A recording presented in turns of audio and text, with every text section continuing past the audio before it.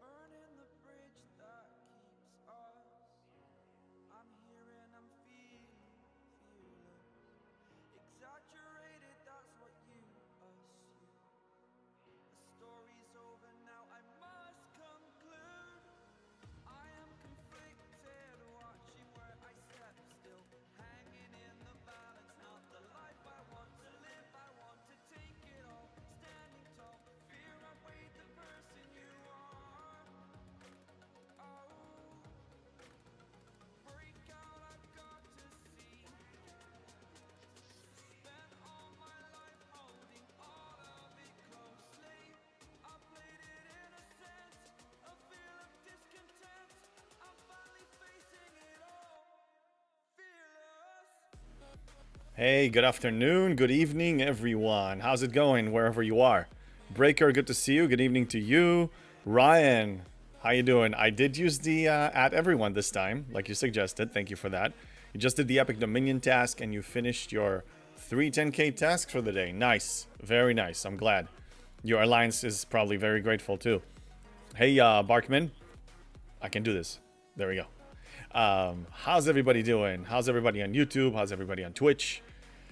So I've been not lazy, just very busy. So this morning I just did all of my morning claims. I did my 3 tasks, and then I just abandoned the game. Hey, Miserex, good to see you. Yeah, I just sent all my miners out, and I just recalled a couple of ships, and I'm actually going to play the game for the first time today, like actually play it. So I have a bunch of dailies that I need to complete. I got a bunch of events. Hey, Christopher, how you doing? Things are great. I'm actually going to be running with a new running club tonight. I'm excited. 5 miles.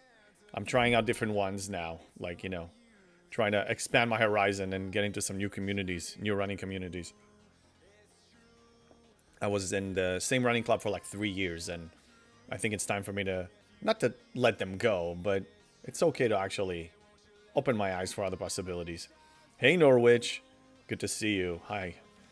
Okay, so I sent the vlogs for Deep Space because I noticed that there's, in this elusive gathering intel tab, we need to kill Klingons today.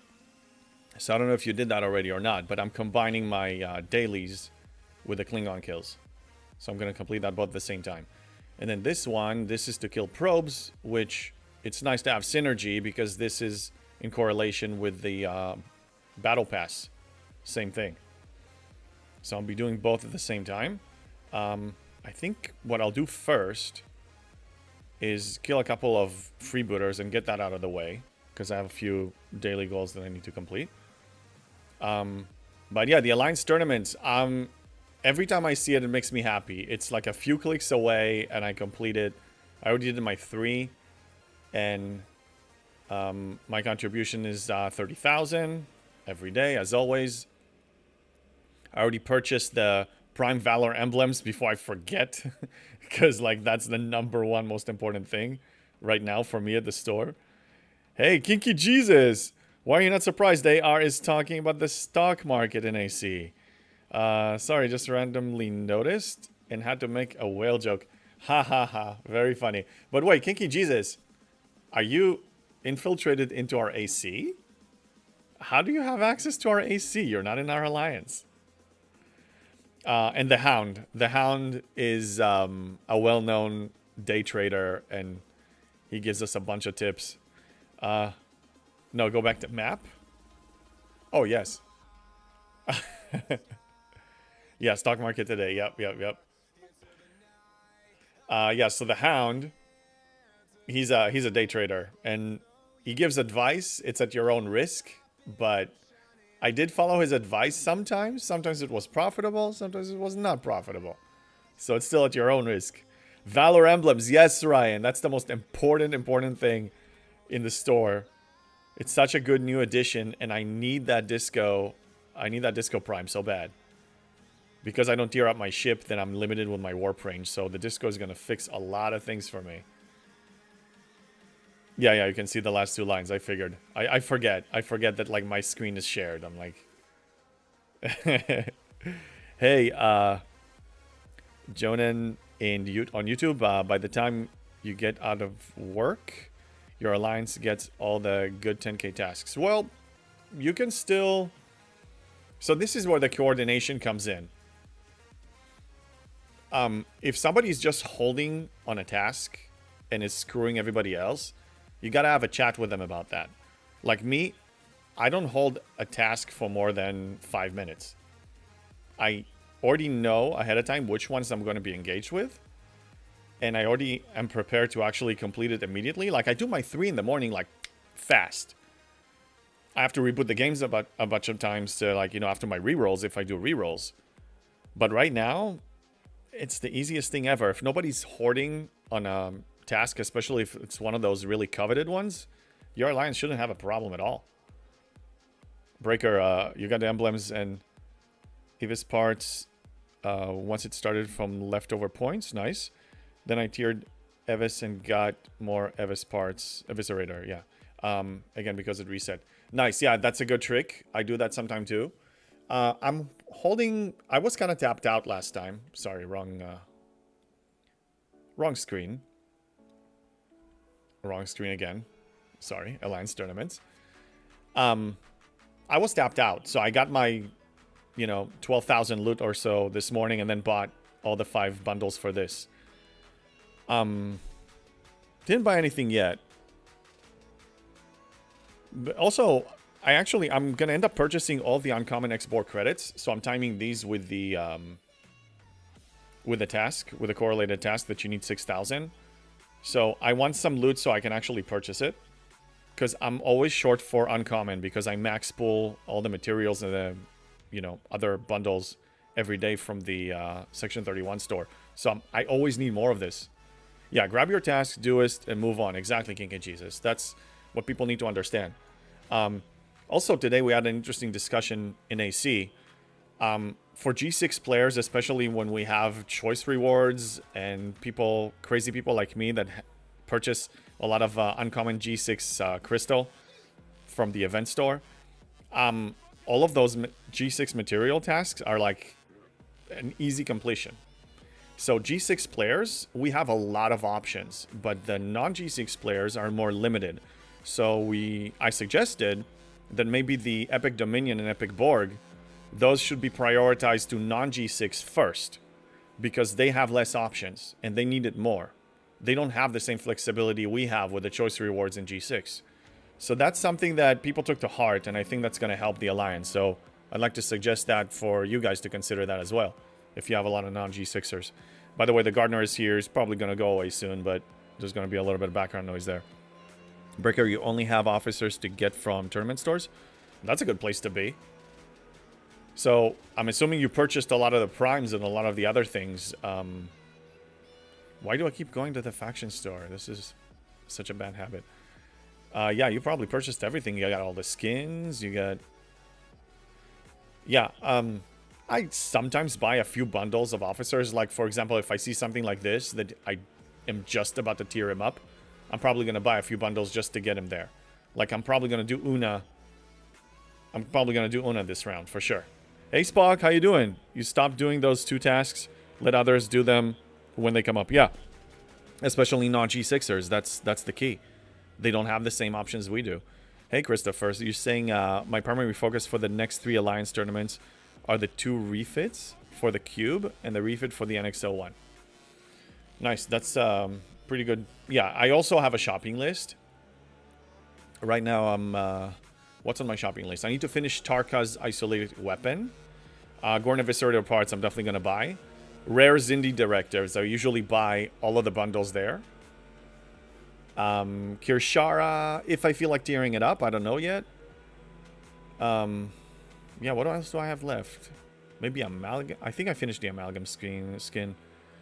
Yeah, I don't have that much left, so I'm also probably going to tap into officers. Wait. Who is attacking me?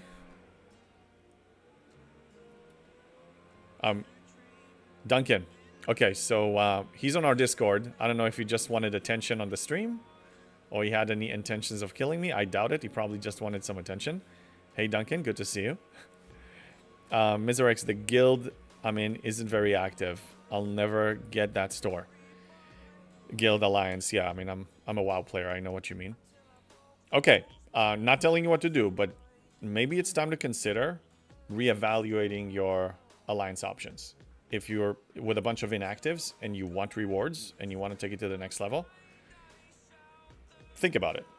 If it's important to you. Yeah, I figured.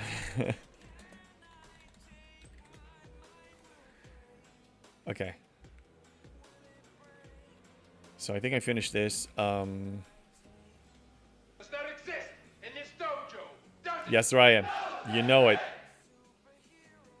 Yeah, I think I had a hint of FOMO that I wanted to bring up. I just forgot. I had a thought today, or like while I was driving.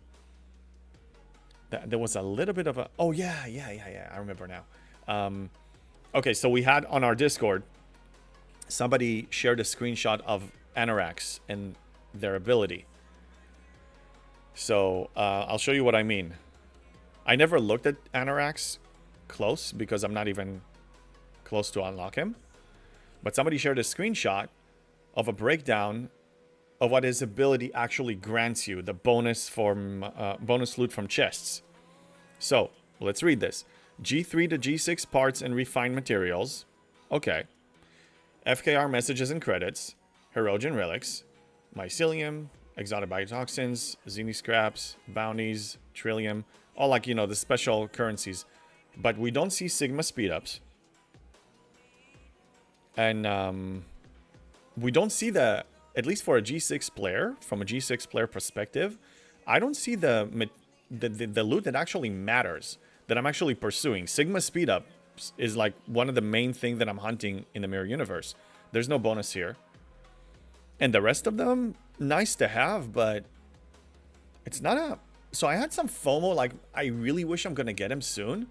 But really taking a closer look at this, I'm not excited. I'm not that interested. So he's like back burner. Nice to have, but I'm not even gonna sweat it. Yeah, Breaker. No Sigma speed-ups. No roundup. He's not as good as I thought he was. I was actually very excited because in my mind, like, oh my god, more Sigma, more Sigma. Like whatever I'm actually pursuing for my next ops level progression related, those are not coming. Yeah, it says some more materials, but what's the amount of materials that actually drops? Like it's very little. We're talking about like a handful, like you can count on one hand maybe. So he's just not worth it. He's not what I thought he was. So FOMO is out the window when it comes to him. That little bit of FOMO that I had is not even there anymore. For G6, not good. Oak, that's right. But I can see how he has value to accelerate other loops for lower players. But for a person that has been playing consistently every arc and we have everything unlocked, we graduated most of the bonuses that he grants. So I think it's not a must-have for a G6, let's say the least. Barkman, I want his officer ability because it stacks. Yeah, he does have a decent officer ability.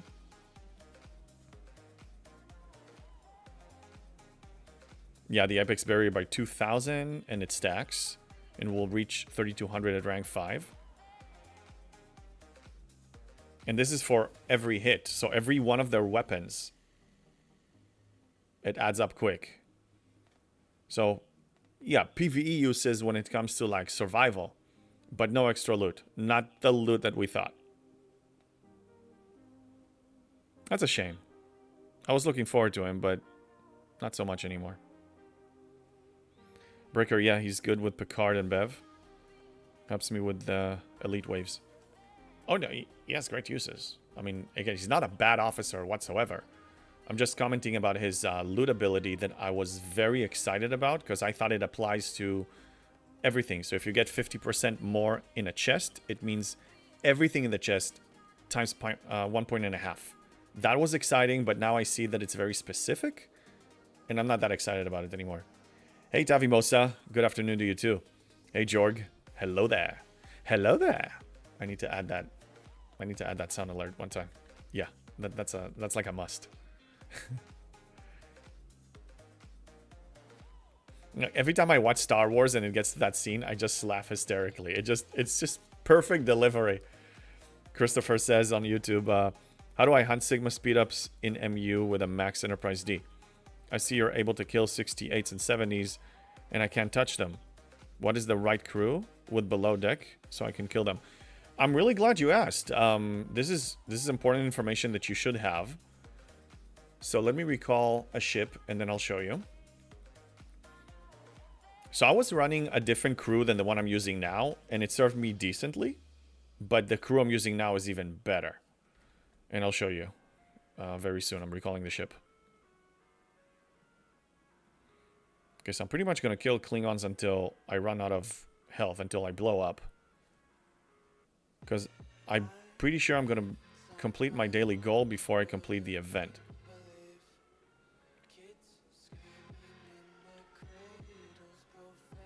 By the way, last Monday was so much fun. I had such a blast doing arenas live.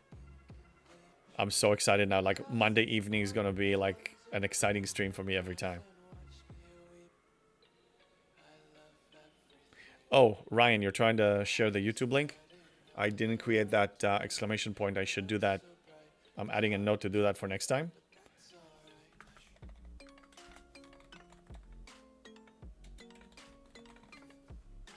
Okay. Let me show you the crew. Enterprise D. I'm assuming, Christopher, that your Enterprise D is maxed. You did say that it's maxed. And I'm glad you asked this. Okay, most of my underdeck is actually already in use, but I can show you this here. So for the crew that I'm using for 70 MU surveys with a max D is a S&W Pike with full synergy. I'm using Hammer because Hammer's ability is giving you full mitigation, high mitigation. So you want him. And then I use S&W Sam Kirk. His ability is okay. He's like tier 2 for me. So 40% additional critical damage. It's not bad. But the main incentive for me to use his ability and use him, is for a full synergy for S&W Pike. Because S&W Pike mitigates... Let me go to the ship because that will be more accurate. Let me hit confirm and go back. There's a bug or something that it doesn't show you the full. So he mitigates additional 14 damage into the shields. So it means that normally shields take, correct me if I'm wrong, 80%? No, 80%. Yeah, they absorb 80%, and then the remaining 20% goes to hull, and then goes through the other layers of, like, you know, barriers and all that stuff. So he's taking an additional 14. So it means that only 6% of the total damage goes into your hull. So your survivability is a lot higher. Assuming you don't run out of shields. So if you kill a hostile and he doesn't deplete your shields, then it's effective. If it's eating up your shields, we need to consider something else. So that's as far as the bridge. Sam Kirk. Sam Kirk is what I'm using. Let's take a look real quick on the other Kirk, on James Kirk. His ability is base weapon damage by 600 against non-armada hostiles. Honestly, both of them are legit. Both of them have uses. Sam is what I've seen people using more, because the crit damage has a higher multiplier. So, I mean, the best way to compare it is apples to apples. One time you go with this crew, and then you take a look at the log and see how much damage you actually shot out there, like, you know, the burst. And then you go with the other Kirk, and then you compare that, and then you see which one actually dealt more damage, and how many rounds it took you to kill the hostile. But this is as far as bridge. This is what I'm using for bridge. For underdeck, it's really pretty much like my go-to. All three status effects, so morale and hull breach and burning. The effects themselves have you know, a benefit, but you also have the star research tree that gives you a lot of additional bonuses like isolytic damage and shield regeneration and a lot of other stuff. So that's why I'm using all three of them. Critical, because you want to have, you know, you want to dish out some crits. Additional ISO damage from Nurse Chappelle. That's not a bad thing. Now these two are up for debate. I'm using Pick Hugh because he heals my ship. So even though I'm taking a lot less damage, whatever damage I'm taking, I'm actually healing some every round. So that's pretty good. That's additional survivability, so I can get more for my hull. And I'm using Dane because I just want to speed it up a little bit so I don't need to spend all day there. So if it saves me like a minute or two per run, it adds up, especially if I'm running like, you know, 5 of them. So I'm saving 10, 15 minutes maybe. That's pretty good. So that's what I'm using, and it's been very effective for me. One more thing, if you're pretty rich on Cerritos buffs, then you can throw a Cerritos buff on you, and that will allow you to kill more. I don't do that anymore. I mean, I get about 50 per hull now, and that's enough. And I'm using the Cerritos buff for a lot of other, you know, things that require it, like Krenim, or, you know, some new features like the Revenant Solomata, stuff like that. So I'm pretty low on Cerritos, so I'm trying to conserve on that. So that's what I use.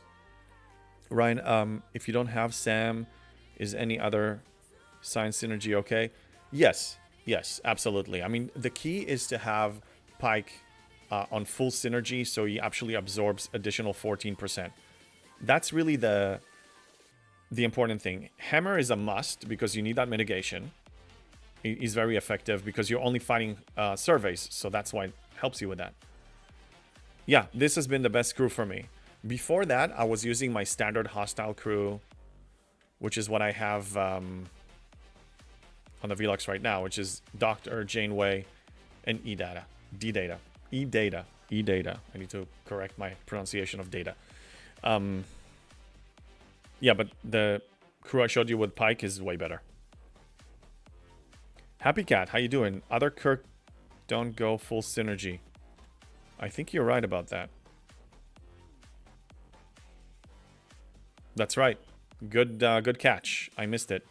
Yeah, you want it to be the science. This is science, right?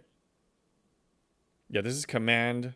This is engineering. This is science. So you want another science officer. These are useless to you because you're not fighting. You're only fighting surveys. So Hammer is giving you the ability that you want. They're not going to give you anything. She's not going to give you full synergy. We're using Chappelle under deck. She's better. Giorgio will have no use because you don't need the Apex Shred. So that's another reason why Sam Kirk. Yeah, Sam gives 5% synergy. James only 2. That's right, Jorg. Yeah, good catch on your behalf. I honestly just used this crew because it was recommended to me, so I just copy-pasted it. But this makes total sense, so I'm glad we actually covered it. And great question, Christopher. Really, like, I think a lot of people need to know this, and we covered it maybe like 3 weeks ago.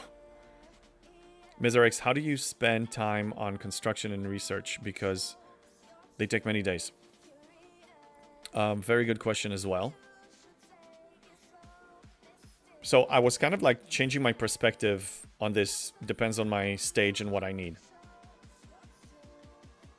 When my primary bottleneck was, well, still the primary bottleneck is materials and Sigma speedups. But materials, because I was waiting to get Lorca, I didn't have him yet, and I knew that he's going to give me 120% material efficiency. And also, I was still collecting materials towards Op 67. And I knew that while I'm collecting the materials and waiting for Lorca, I'm going to be tiering up this building a few more tiers, which each tier gives me an additional 10%. So I was on hold, and I was not building any Sigma building that required materials because I was trying to save materials long term. Then I did that. Now I got Lorca, I got everything. I pushed to 67. And now it's still beneficial for me to maybe wait for a couple more tiers here, but the most I'm going to save is like maybe 20, 30, maybe 40% by the time I reach be ready to push 68. And there's another element that I need to consider now, because when I looked at I'm going to share this with you. It will be more visual. I didn't sync my account, but let's just look for the sake of argument. I see the materials that I need. It's a lot less now. But I'm looking at the number of days of Sigma speedups that I'm going to need for 68. It's about 300 days before the Alliance help. So let's say 250, 240 days. That is still... That's what's needed. So it already took into account what I have. So 240 days times 1.5 million lat.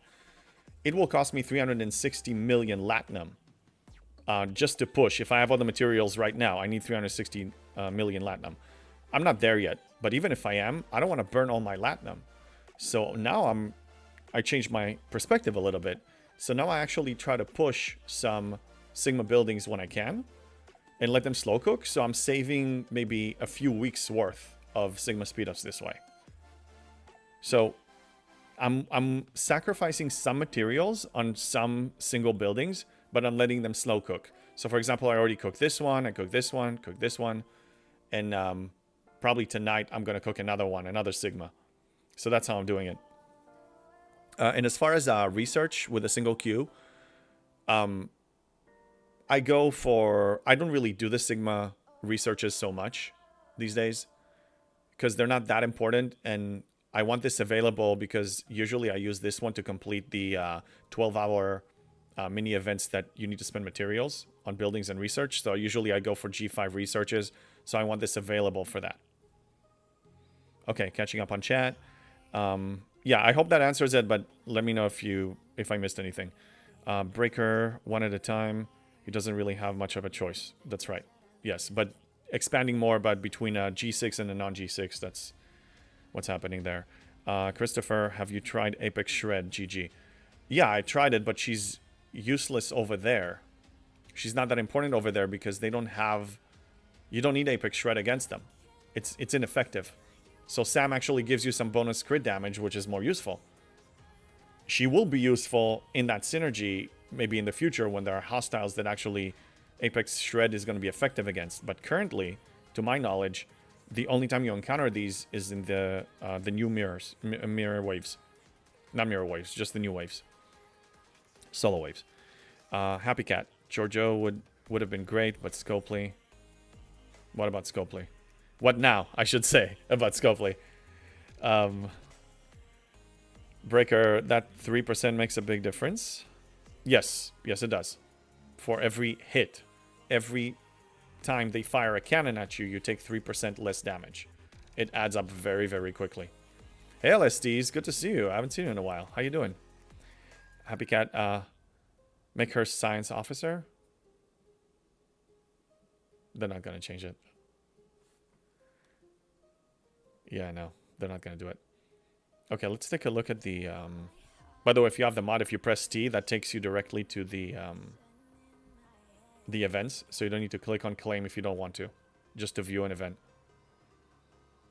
Oh, man. Okay, fine. I'll fly over there. And I think I finished the dailies. Oh, no, I didn't. You know what? I'll fly back there. And maybe I'll kill some hazard ones to complete the hazard at the same time. So I'll just let it be over here. Because in case I get distracted, it's not going to die. So I'll zone into that hazard system when I'm ready. And I still need to kill hazard hostiles, yeah? Yes, I do.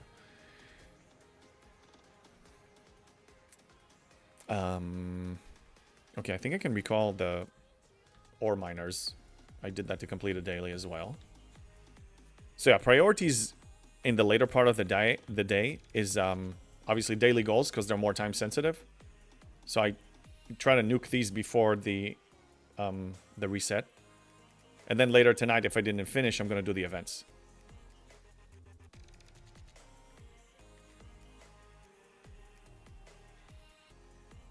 Nice dailies. Unless he's all good, still waiting for my service to ascend. Oh, still? Damn it. What, Scopely doesn't want money?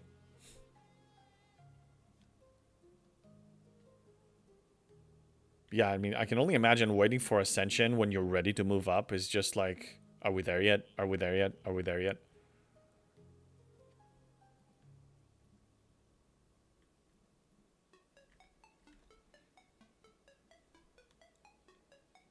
I think I finished with all the mineral miners now. I mean, the mining, all the minerals, yeah.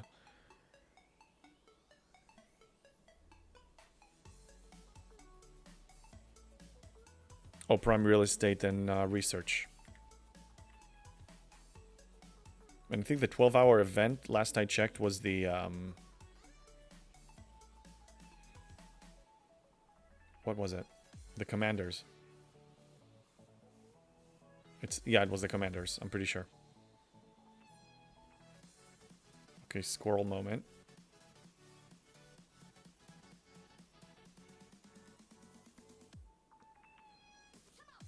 Command center. It's amazing how it's like autopilot for us. Like, we know where everything is. We maybe need a second, but like, we learned so much. Like, there's so much data in our head right now.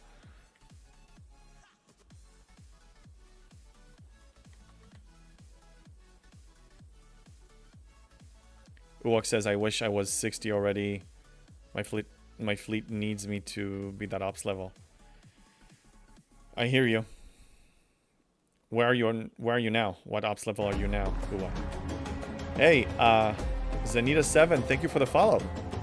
One more day. How you doing? Hey, JB, this is a little off topic, but I'm trying to do the 60 solo wave with my tier 10 Enterprise, but it's getting destroyed by the 65, the Orion Prowlers, using the same crew as you did from the video. Am I too far behind on researches? Well, my Enterprise is tier 12, so yours is tier 10. I mean, that is weaker. I'm not too surprised it's being destroyed. I'm assuming you did it with full buffs and everything. Try to tier it up. I don't know where you are with the Jellyfish Enterprise A loop, but if you scrap an Enterprise A soon, that should take care of it for you. Uwok, you're 50. Yeah, you got some way to go, but hang in there. It's very doable. And hit me up for any advice you need to move up faster. I say, like what I normally say, don't waste too much on tiering up ships in the 50s. Just get them to the level where they are able to fulfill all of your PvE needs, your daily operations every day. Don't try to compete with your peers on PvP if you want to push 60 faster. And just fly through it, just build the ship, you know, tier it up to like tier 3 or 4, whenever it serves you. And yeah, just keep investing that material in buildings. Go for efficiencies. You know what to do. I mean, it's the same standard. Just don't let Scopely delay you with all these traps. Like, be intentional with your spending, with your material spending. Hey, Jerry1337. When I show the game to my buddies, they are all like, WTF is this? How do you know which system you need to go to, etc.? It just circles to them. Well, yeah, you show this game from a G6 perspective, let's say, to a new player, they're gonna get overwhelmed. It's like, yeah, exactly. It's like, WTF. I mean, we gradually grew into this. We kept adding another layer and another layer, and we got familiar, and we use bookmarks. Like, try to grab a non-STFC player and dump them into your account today. They won't even know what to do with themselves. Barkman, 60% Neelix below or 30% Kim on an Explorer. If you have to choose, I say Kim if you have the research. I mean, you have a lot of researches that if an Explorer gets morale. Yeah, but 30%. I don't know, can you spare a bridge slot for morale on the bridge? Then you can have Neelix below deck and morale on the ship? Looking for isolytic damage boost. Yeah, if you want isolytic...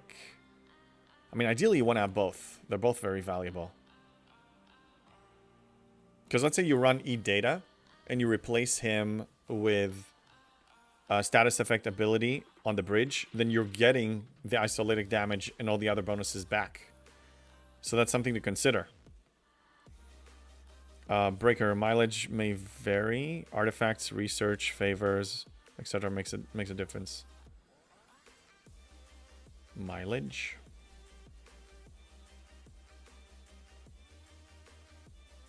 I'm assuming that's like an autocorrect or something below deck.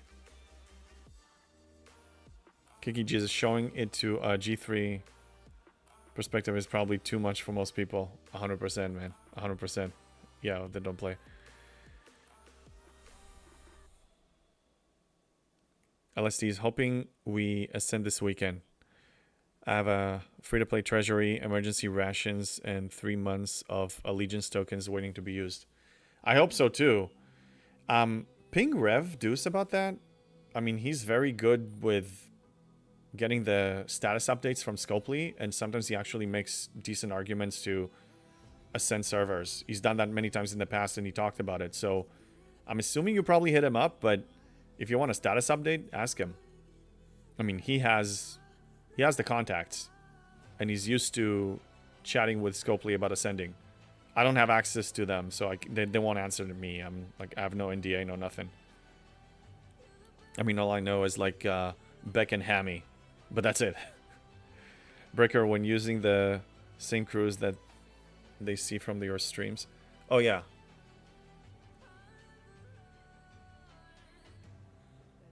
Yeah, try to use my crew, and don't be afraid to buff up your ship. I mean, if you're having a hard time, that's what the buffs are for. Use the Titan, use the Cerritos. Don't use the Defiant, that's only for Armadas. But yeah, absolutely. I mean, that's what they're for. Whenever I'm struggling, I'm allocating the buffs to the task that I'm struggling with.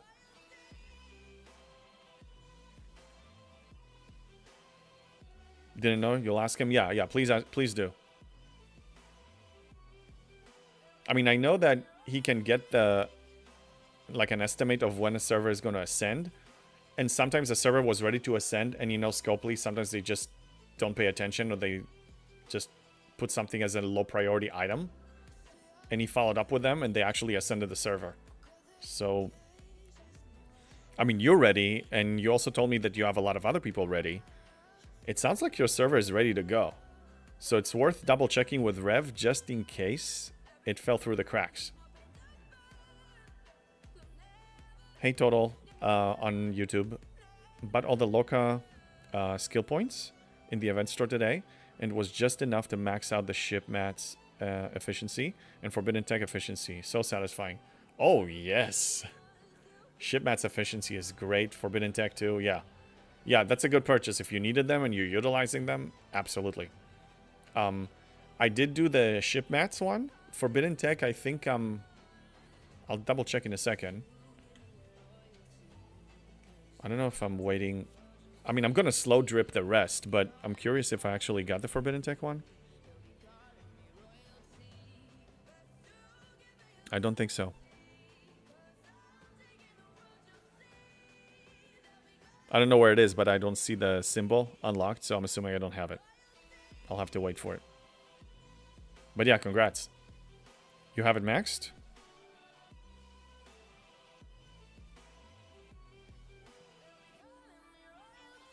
Forbidden Tech? Yes. Oh yeah, it was already selected. yeah, I do have it maxed. Okay. Yeah, the leader tree is so good. I didn't do these because parts is not my problem at G6. So these are kind of like abandoned. These two are very important. Resources depends when I'm closer to 68. If steel is still a problem, I will upgrade this one. Yeah, I have 2 tree second row. Yeah, I saw that. It's right there. Okay, I need to switch back to this before I forget, because I upgrade artifacts on a regular basis. And I'd like this to be the passive one, and for me to manually switch to Forbidden Tech on the rare occasion that I'm upgrading tech.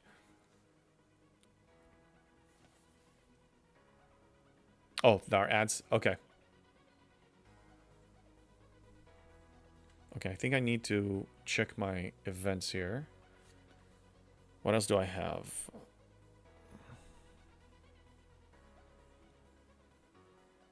Okay, let's fly to kill Federation.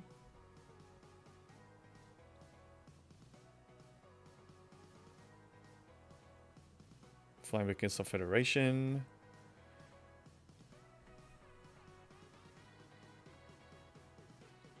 Oh yeah, and we need to do what's it called? Those Borg probes, those abandoned Borg probes that we never do anymore. So I'll just throw like a speed crew and get to work. You're back? Okay, welcome back. Hope you had a nice pee break. I'm gonna kill some probes because it's 2 events in one.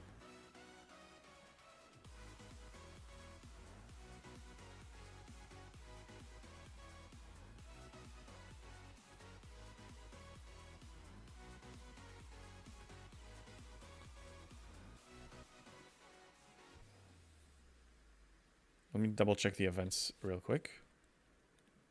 I'm working on this now. Don't really care about this one. Like, I can push my reputation. I can do a lot of MU runs and, you know, a lot of claims and whatever. I don't need this. We don't have Syndicate XP event going on right now. I just got to 54. Within less than a month, I'm going to hit 55. So Syndicate XP has very little use to me. I will not even try. Tabimosa, Alliance Tournament question. There's a selection of for spending 30 rare skill points. Is that spending rare in the skill tree or spending rares on the FC themselves? Let me find that spreadsheet and we're going to take a closer look. I have it bookmarked somewhere.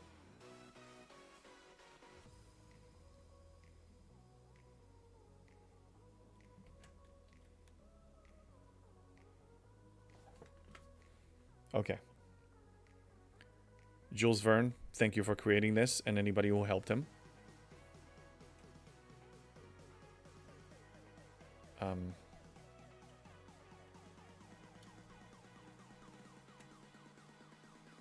this is not too small. Okay, so you say they rare. Do you know what the name of that mission? I'm doing the rep SLB because Syndicate SMS might start tomorrow. It might. But I usually don't have a problem with the 3rd milestone. I may or may not have a video coming out very soon about that. Like, very soon. I just didn't finish editing it yet, but it's like, I'm over halfway done.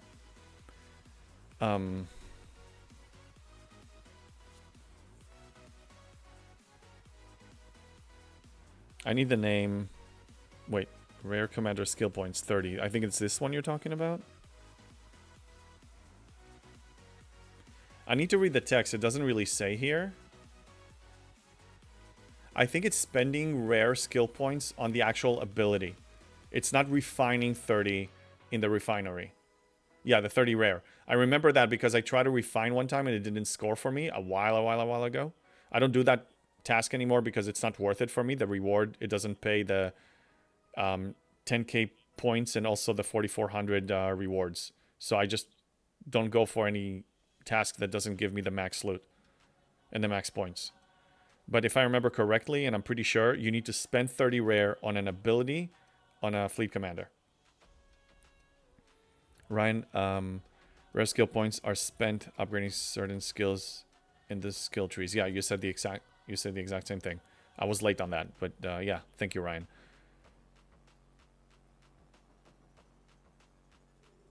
Jerry on YouTube, they seem to run it consistently on Thursday now, which I appreciate very much. Oh, the Syndicate XP event? I'll try to be more aware of that. I didn't really pay attention. What day of the week? But that's good info. I'll start paying attention now when it starts. Like, which day was it? Refinery is acquire. So if they spend... Yeah, you need to spend it. You have to spend it on the thing. Because that one is spend. Yeah, this one is spend. So yeah, that's another indication. Spend is when you actually spend it. Acquire is when you refine it or get it from another source. Lord Hollywood, how you doing? You spend on abilities. I did Janeway this time around. Kirk last time. Nice. And yeah, Lord Hollywood, good to see you. First time chatter. Welcome in. Davimosa, I can't find any in all of my skill trees. You probably upgraded all of them or you're not eligible yet. Just not always on their event schedule. Yeah, the event schedule can change and it's all over the place. It's not 100% predictable. So I always leave room for like the unexpected. The last few months. Davimosa, that must mean I have to get higher in the ranks of the skill.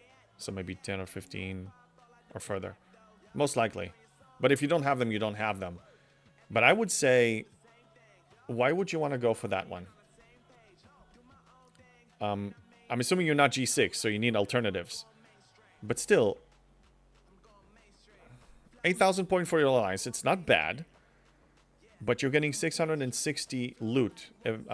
Alliance tournament loot. Now let's move up. And I did make a video about that is going to help you if you're struggling. But all the other ones give you 4,400 loot and 12,000 rerolls.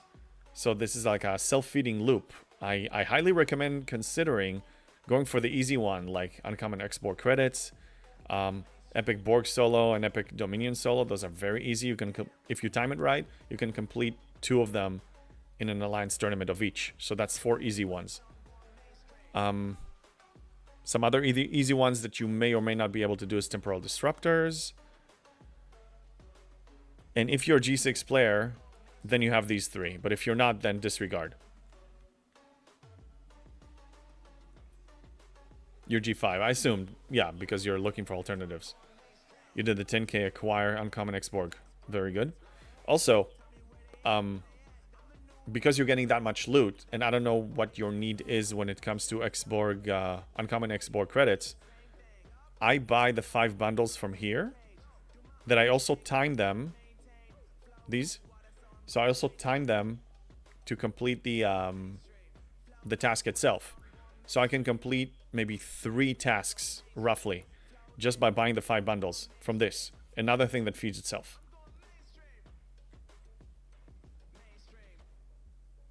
Uwak says, I have 2 problems with LAT to progress the buildings and do not have max out disco for weekly speedups.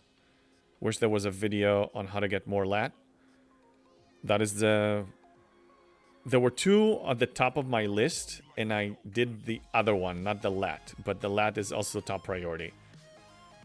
Nice hint. No, it is on my list. It's like between live streaming and life and everything, I just don't... I'm not doing this full time. I don't know if I ever will, if I ever make enough income from this to do it full time, but I wish I could, then I would release a lot more videos. But yeah, I will make a LAT one. This is like, it's one of the high priority ones for me to make. Tavimosa, at the same time, and that same one just popped again, so I get 2 of those. Nice. I saved up big time. Yeah, planning is key. Like, I don't even spend my NXO1 tokens until we actually get to this point. I spent 16 of them today, but like I have all of this. I just, from the last tournament to this tournament, I spent none of these. Or maybe a few because I needed some epic for the Dolomite, but that's about it. Rare trade down for X-Borg is great as well. True. But I need a lot of rares as well. Let me show you what I'm claiming. I showed this before, but since we're chatting about it. I max pull the material exchange. That's 1450 every day. Uncommon. Here, either double or triple. Let's say another between 770 to 1450. For rare, every 2 or 3 days whenever this one is up, I spend 2310 on max officer pull. Artifact haul, also maybe 2 or 3. And on occasion, I'm buying a couple of favors, so I'm running low. Like, I'm actually consuming these in a rapid speed. Jerry, doing the temp disruptor one for the insane synergy with the credits SLB. Yes. If you have enough of those, of course. Oh yeah, that reminds me. Too late today, but I remember when I was doing my morning claims and I went to the Alliance tab. I actually waited on these two because I can claim double and that will give me a huge chunk of these where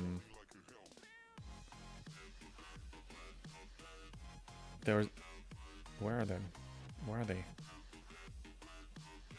I swear they were here. Oh yeah, these. The temporal disruptors. We were just talking about them. I do a double pull, and that can probably complete the task. So, I was planning to get it this morning, but then I didn't. So I forgot. And I'm not going to claim it now, so I'm just going to wait for tomorrow morning and remember to actually do this first thing. There's a lat video out there. Check Rev. Yeah, I'm sure there are. I'm not saying that my video is going to be the first one. I'm just saying that I'm going to give my advice, my perspective, the way I do it, in the style of which, you know, the same style I make my videos. I'm going to create one of those. Total says there is also a little bit of uncommon Xborg. 400 in the DTI tree. Yes, that's right. Xborg is like a gift for a non-G6.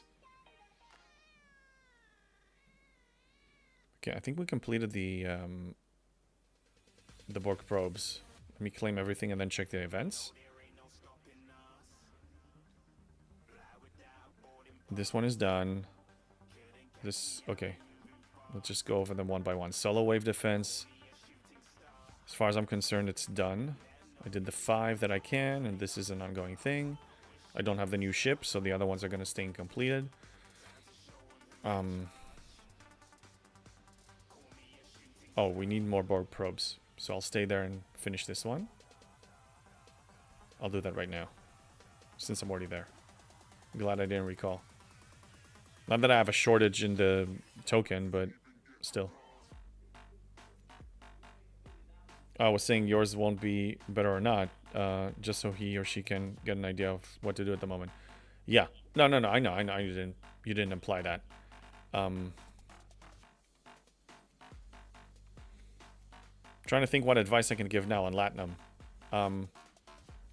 The ATAs, the away teams assignments, definitely run the rainbow one that gives Latinum, if you're desperate for Latinum. Every one of your pulls, if you see that it yields Latinum, claim it. Just as far as all the details and what exactly and the amounts, I will do that in an organized video. Hey, Peregrine. Oh man, that takes me back to like Peregrine Took, you know, Lord of the Rings. I'm a nerd. Nice name. Welcome in. Hey JB, hope things are well. They are very well. Life is great. I'm very excited. I have a lot of awesome things happening in my life. Things are great. I'm gonna run with a new running group tonight. I'm excited about that. Meeting new people and running. There's, you know, running is producing a drug. It's a healthy drug, and I feel amazing after a run.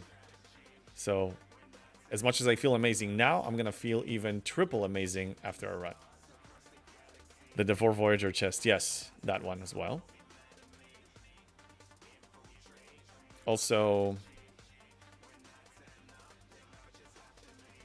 yeah, you mentioned this one, correct? Yeah, there are some. I mean, you're supposed to claim, if you're a dedicated player, free to play or spender, doesn't matter. I want you to claim everything every morning, and if you see Latinum, claim it. Just claim it. Peregrine used to run marathons, then blew out my knee. Ooh, crap, I'm sorry, man. Yeah, I'm actually wearing my LA Marathon shirt from last year to show off to my new team that I ran the marathon. This speaks for itself. I don't need to say that I ran the marathon. They can just see that I ran the marathon. I don't need to show up with a medal. Speeder, how you doing? What happened to your old group? Nothing happened. I just decided to like try new ones. That's all. Robert Anthony, I need to find a running group. Yeah. I think that's step one. Like a casual hangout running group that are running like 3 miles-ish, 3 to 5 once a week. That's like the cornerstone. That's like the base. And then build from there.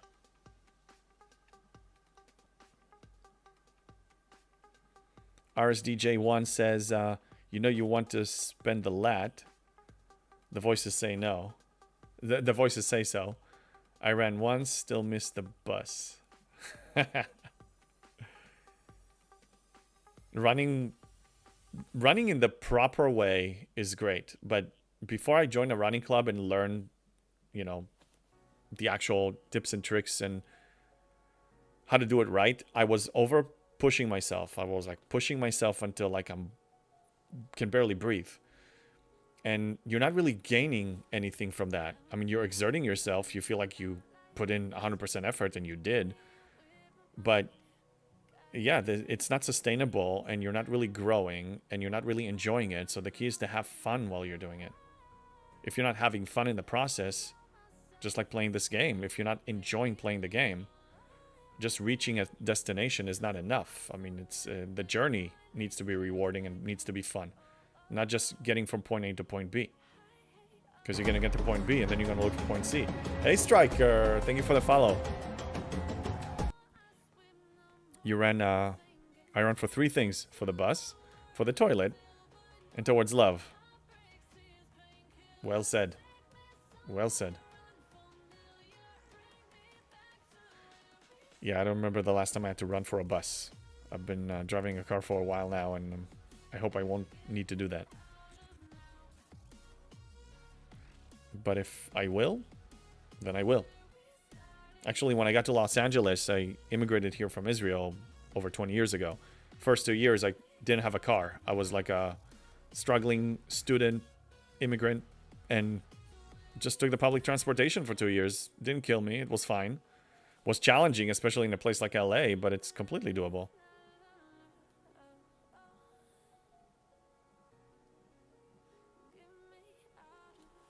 One day I hope to get sub 25 for 5K. Nice. What is my record? I think my best is 23. And it was a 5K that has some downhill in it.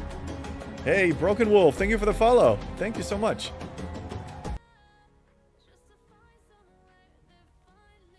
I mean, because I started my running career about 3 years ago, then almost by default, every race I ran is a PR. And because I keep improving, I break my PRs. So like, I'm like in PR heaven. I know it's not going to be like that forever, but I'm enjoying it. I'm like going for a ride here, you know?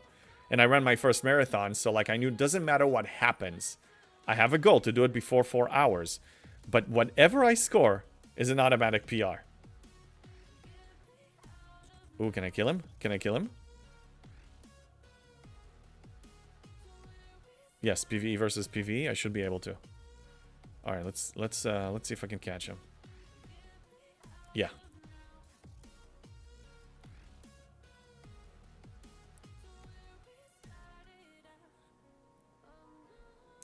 He engaged. Come on.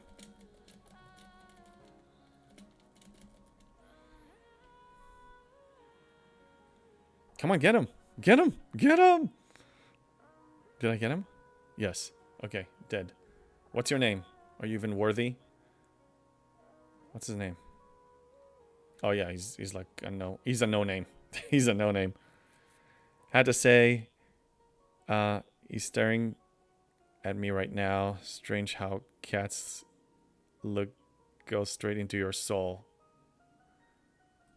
Sounds like you got your priorities right. Wait, I'm missing. Okay, I need to catch up on the chat. Oh yeah, when the cat is throwing up on the carpet. Yeah, I never owned a cat. I have a dog. And, you know, I went to homes that have cats, but I never had that experience when they stare into my soul. But I believe you. I can see that happening. Okay, we finished with this. I can recall. We even got a PvP kill out of it, so that's nice. That's a nice bonus. Peregrine says, have you checked out the new game DJs has been promoting? Cardio Quest? It's a mobile game, mobile RPG, but you fight with your heart rate. Just did a session. That's an interesting one. No, I didn't check it out. I don't know if I'm going to get another game right now, but if I do... Actually, I was considering... There are a few games that I'm looking into as an additional game, and possibly maybe, like, stream it on an additional day. Like, not instead of, just to add one. But I don't know which game to choose, so I was thinking maybe to put, like, a poll on Discord and see what people think, what they want to see, and maybe choose it that way. It's just a thought. I mean, I'm still, like, building this whole STFC streaming, so I'm not in a hurry, but down the line, I was thinking maybe to add another game. But I don't know if I want another mobile game. Like, I want a real game. Like, if I go for another game, like a real PC game or console. You do not own a cat. The cat owns you. Broken. Yeah, I can see that. They're on the show. Breaker, it's a workout game. You just exercise or go out on a run. Okay. WoW style. That's pretty good. I mean, I do exercise. I don't need an incentive to exercise more. But I can see how this is a really brilliant idea. Just like Pokemon Go used to be for people to like walk around and, you know, whatever. But the problem is they were walking around while staring at it and they were just, you know, getting into accidents and whatnot. I own my cat. I had to sign a contract with his lordship, the cat, to do anything he asks, including not owning him. I think I forgot to read the fine print. Wow. It sounds like fun, I have to say. It's such a different dynamic between cats and dogs. Is it true that if you're a cat person, you're not really a dog person and vice versa? Do you think that a person can be both a dog and a cat person and be as into both pets the same way? I'm only talking from the dog owner perspective, so I don't know the answer to that. So I need some input from you cat owner people. Retro Fury, I have 2 dogs and 1 cat. I think so. Fair enough. Do you like both the same way? I know they have different personalities, but you're actually into the whole experience of that pet with both? A dog will live with you. A cat lodges with you. Yeah, cats are more independent. From what I heard, RSD, you can leave like a... You can leave a cat for like a couple of days, and if they have, you know, their litter box and they got their water, and they pretty much like the food, they actually like know how to eat it in, you know, smart portions. They don't just devour it like a dog. Then you can probably, you know, leave them for a couple of days easy. There's definitely people that are both, but in different ways. Okay. Retro Fury, yes, I love both of them. They each offer something special. Yeah, that's really nice. And I'm assuming they get along, otherwise it will not, that arrangement won't work. I mean, the cat gets along with the dogs, and because I heard some cats like are mean to some dogs. But I'm assuming yours is well behaved. They're used to each other. Jorg, see it like this. Cats are autistic dogs. The only experience I had is I dated this crazy cat lady once, and she had 3 cats. Young, but 3 cats. So she was too young to be a crazy cat lady, but she was. But anyway, just different style. Let's put it this way. I have nothing against cat people, but, you know, that stereotype of a crazy cat lady, I mean, you know, it's based on some probability is there. Tacos, hey Tacos, good to see you. I was always a dog person, but just recently got a kitten since I don't have time to potty train a puppy. Yeah, that takes time, and I got mine as a puppy. Mine was like 2 months old. First 6 months were boot camp. It was boot camp. Adam Brady, how you doing on YouTube? 1 dog, 9 cats. Dog's number 1 always. Wow, 9 cats? 9 cats. That's a collection of cats. So 9 owners. You have 9 owners, according to what people said that the cat owns you. Wow, that's impressive. 9 of them. House full of pets. That's awesome. Broken Wolf. I've always had dogs before. My son's cat, though, decided that I was her human and warmed her way into my heart. The good kind of warming, not the bad one. That's awesome. Yeah, I don't have that much experience with cats, I'll be honest. My cat definitely does not know how to portion, Jerry says. Yeah, so I'm assuming the most you can leave it alone is 1 day. And then you need, like, pet sitter to stop by and take care of them. Ryan, cats will miss you if you are gone for a while. Mine got mad at me the first time I was away for the weekend. Wow. But Ryan, do they welcome you, like, with the same excitement as a dog? Like, I come home and my dog is, like, so happy. But is it the same excitement? Or is it just like, hey, good to see you, but, like, not like, you know, wagging the tail and going crazy? Retro says, my puppy is a little too into the cat. There are a few shuffles, but we manage. I'm hoping the puppy will grow out of it. It's great that they get along. A part of me, like, regrets that I didn't get 2 puppies at the same time. I mean, I love my dog and he's great and we're having a great time. And my son was young when we got him, so, you know, both of them, the husky and my son, with all that energy, it was a great fit. But just thinking, if I got 2 puppies and they were, like, became best buddies, that will be more interesting for them when, you know, both of us are out of the house.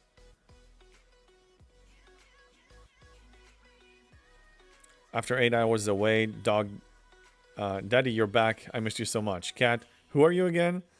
Fill the bowl and you serve it.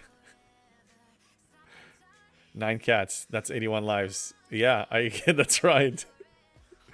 Adam, one's pregnant, so probably 12 noon. 12 soon, sorry. 12 soon. Wow. Oof. That's a house full. And they breed, too. Oh, yeah. Christopher, 3 dogs, 9 cats, 2 horses, 50 chickens. Where's your ranch? Can I stop by? I can bring my bow, and I can set up like a... I'm assuming there's plenty of space. And, you know, maybe I can, like, shoot out in the open, like, set a target and, you know, go long distance. If it's in California, I'll stop by. Ryan, the cat was mad when I first got back, but after an hour or so, just wanted lots of cuddles. Aww. One of my favorite things is, you know, when it's evening time and I'm watching something on TV and the dog has a spot on the couch and then he snuggles and, you know, he's like a furry husky. So it's really nice. And when I was really into Game of Thrones, every time he sees a dog on TV or a wolf, plenty of wolves there, or snow, he's like staring, like watching the TV with so much, you know, focus. So Game of Thrones has wolves and it has a lot of snow. That was our show. That was like our show. It was bonding time. Free the nukes. What's up? I love both, but dogs are loving 3-year-old kids. 3-year-old kids that miss you always. Cats are 30-year-old kids that don't give a damn, still living in your house asking for meatloaf. Yeah, that's what I'm hearing. I mean, dogs are maybe more expressive of their excitement and love. And less attitude, for the most part. There are always exceptions to the rule. You're in GA? Okay, yeah, too far for me.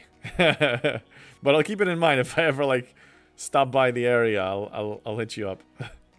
Retro says, I think leaving the pet alone depends on your pet. My cat greets me at the front door with dogs when I come home. When I leave, I take them all to pet daycare. There are too many things that can happen alone in the house, at the house. Yeah, mine when he was young, up to the age of 2, I had a crate for him, and crate was never a punishment. So with the way I did my training, Crate was like his safe place. Always had some treats hidden there, and some, you know, in a bed, and toys and whatever. And whenever he's in it, like if we chase or whatever, or we run around, if he's there, he's off limits. So if we play, like my son was like chasing after him, if he gets into the crate, that's like safe place, you don't touch him. He's like, that's a safe zone. It's like a bubble. So he associated that with such good memories. So whenever I had to put him in the crate when I had to leave the house for a few hours, he didn't feel like he was punished. So punishment was a different place. It wasn't the crate. Like maybe it was the bathroom if he needed a timeout. But crate was always like the safest place. That's a great policy. Yeah, it worked. I read there's, oh my God, this guy, that reminds me. So I always wanted a dog. Growing up, my mom refused for us to have a dog. The best I had was like a goldfish and some hamsters. And I always wanted a dog. I was like begging for a dog. And she's like, no, either myself or a dog. Okay, so I'll take the dog. But never mind. It didn't work. So I always wanted as an adult to get one. But then I started in the military, and then I came to the US and dealing with immigration and all that stuff. I just didn't have time for a dog.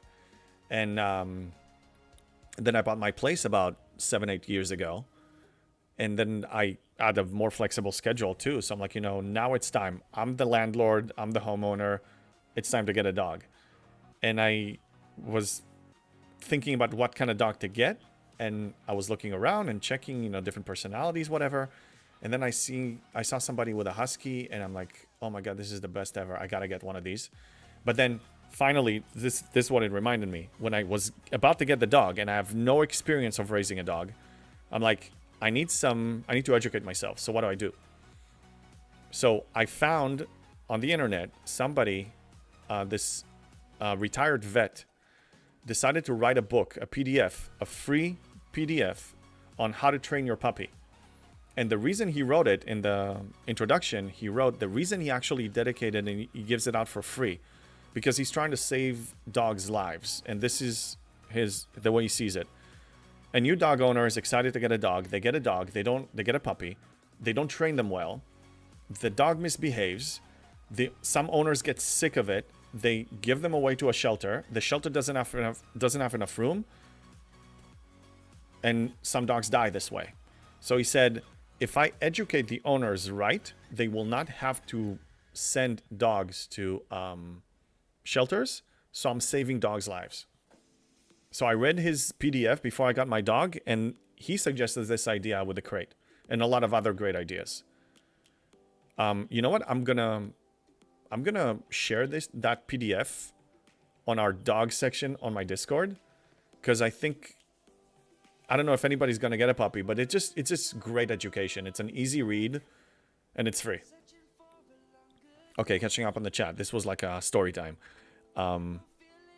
Drive by, how you doing? Enjoy Alliance tournaments. We have TC in 20 minutes. Shout out to Spectre on server 29. Shout out back. Yeah, good luck in TC. I hope it's not nobody's contesting you, but if they do, kick their butts. And Alliance tournaments are easy. If you need any advice, you know where to find me. Jorg, had a cat when Star Trek The New Generation aired. Every time the cat heard the opening song, she ran to the couch, cuddled up, and watched Captain Picard doing his thing. That's awesome. It's great that some pets are like, they have like a favorite show. That's really cute. Free the nukes. I have 3 horses, 2 donkeys, 1 mule, 1 pony, 200-pound plus giant schnauzers. Okay. 2 bobtail cats, 5 stray cats. You got a zoo. My God. 10 cattle, 15 chickens, and the old ball and chain. You always want more, but feeding them all can be exhausting. Wow, free the nukes. Man, what you got there? That's amazing. Okay, post a photo or something of like, I don't know, of some of that zoo of yours. I'll be happy to see it. Sanju and Otter. I fostered a dog for a company that trains them for vets with PTSD. Same concept there. Yeah. I think it's any way we can help veterans with PTSD. And it's amazing that some animals, like, you know, you have like animal therapy. That's a real thing. Not just for people with PTSD, for anyone, for Even, you know, kids that are having some issues, like animal bonding is amazing. Ryan, chat, post pictures in the show your pet channel in the Discord. Yes, please. Yes, please. And I'm gonna add that PDF. I'm gonna add another reminder to add the PDF. Add puppy PDF. Yeah, so reading that one before you get a puppy is critical. Also, one thing he mentioned that was really helpful. Has a service sheep. Wow, Barkman. Dundish has it. Okay. Service sheep. Yeah, service animals. So, yeah, one thing he mentioned in the PDF is as soon as you get the puppy, when they're 2 months old, time is critical when it comes to socializing skills. So, like, as soon as they're vaccinated, you want to socialize them with as many dogs and as many humans as possible. Take them to, like, daycares, to dog parks, to your friends. Like, basically, you want them to interact with so many living beings. And then they're going to become social animals. Because some of them can be antisocial. And also, if you drop the ball, let's say you did it for a few months, but then you stop doing it, then they can become antisocial. So my dog is so friendly. He doesn't even know how to recognize aggression. If a dog is, like, growling at him and wants to attack him, he's like, my dog just wants to play. Like, I keep joking around. If a burglar breaks into my house, he's gonna bring him a toy and like, hey, can you play with me? Like, that's my dog. He's not gonna save us from a real threat. He's just a friendly neighborhood husky. That's what he is. Dundish is Scottish, I think. Joking. Okay. Yeah. Some jokes I miss them. So sometimes I'm slow. Okay, let me focus on the events. I finished the gathering intel. Gathering intel is done. This one, I'm probably gonna finish this by the end of the arc. Oh yeah, we need to do prime real estate. You know what? Since we spoke about it, let me complete the facade and then go for a G6 building because I need to start slow cooking. And also spend some material. I kind of want to sync my account and see where I stand. I think that will be the responsible thing to do. So it means that I will need to disconnect myself from the game in a second. But that's fine. We're used to doing that. Because then I need to decide what materials I want to spend. And also it's almost time to actually claim all of the choice rewards, so I need to know which materials to focus on. Okay, so I'm syncing my account right now on Spock's Club, so I can relaunch the game. And then the additional step, because I'm going through the beta, I need to go to Discord, and I need to go to their Discord server and sync my account with the codes. It's an additional step, but that beta version is very important. Okay, I'm almost done.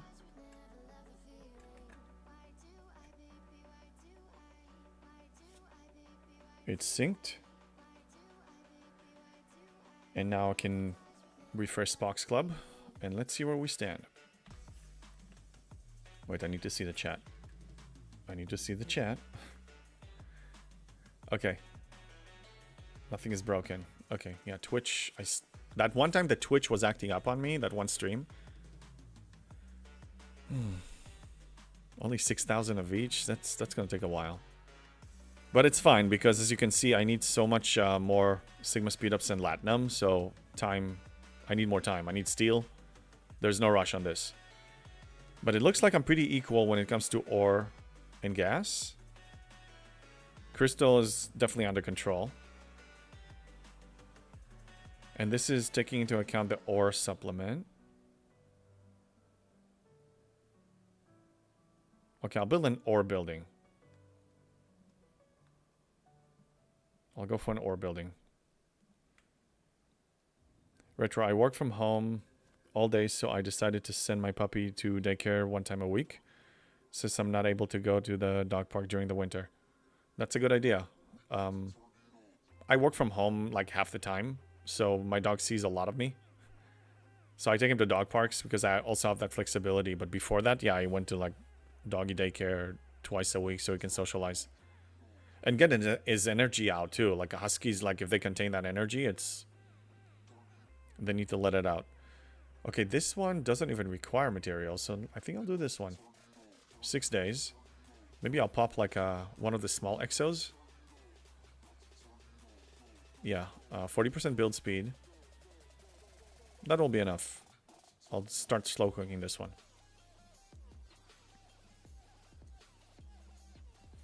That's efficient. Now I have like 5 days of slow cooking ahead of me. This is good.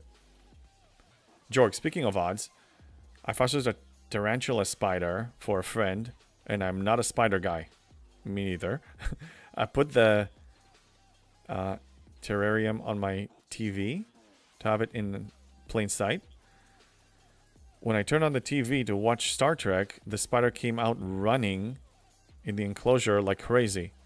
Thought she liked Star Trek. Later learned they hunt by detecting vibrations in the ground. Wow. Hey, Neutron. Good to see you. Wow, I didn't know that, Jorg. Damn. Buzz from Home Alone. Nice one, Barkman.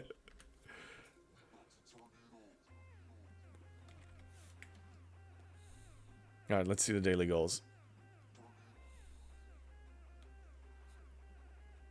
One more hazard. I don't have health. I'll have to make a special trip. Okay.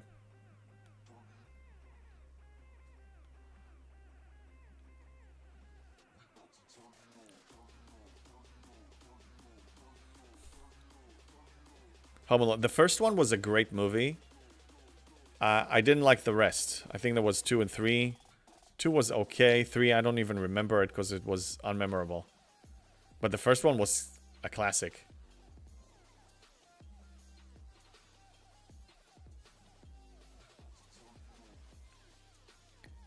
Newton 23. I want to try the community mod because it does have the Auto with Spox Club.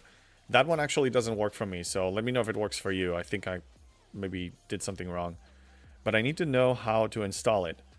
I learn better with visuals. Yeah, go to their... On my Discord, there's a link to the Spox Club Discord. And over there, they have the full instructions. As well as a forum. And also you can reach out if you have any technical issues. So they can help you with that. Christopher, that was awesome. I was able to kill 16 in the MU. Terex, that's the most I've done. So thank you for the crew. Absolutely. And I'm assuming, Christopher, this was without buffs. So if you can spare some Cerritos buff, try it with Cerritos buff. You can... maybe even get to 25 or 30. And the drop rate of the 15-hour Sigma speedup is the best on the 70 surveys. Sanjoin, the community mod sync works for me. I rarely play on PC, but log in every now and then for the sync. I'll need to look into that again. I tried to configure it and it didn't work, and I just like, you know what, I'll just do it manually. But it's probably much easier if I don't need to sync it manually every few days. I'll look into that again. Barkman, I just had a great run in Parleon. I forgot which one that is. Let me look.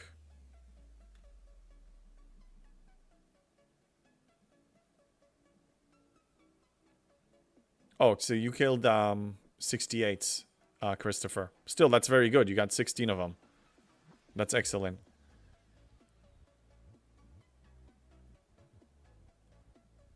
I'll just search for it.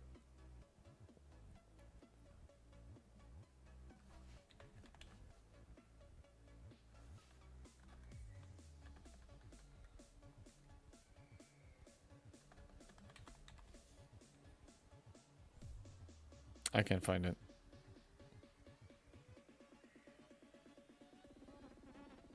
Anyway, you tell me what system that is. Bought my first Selkie. Buckman says, bought my first Selkie BPs, but could only afford 3 with my highest faction. It's a great start. I started with 3. No, it's a great start. Absolutely.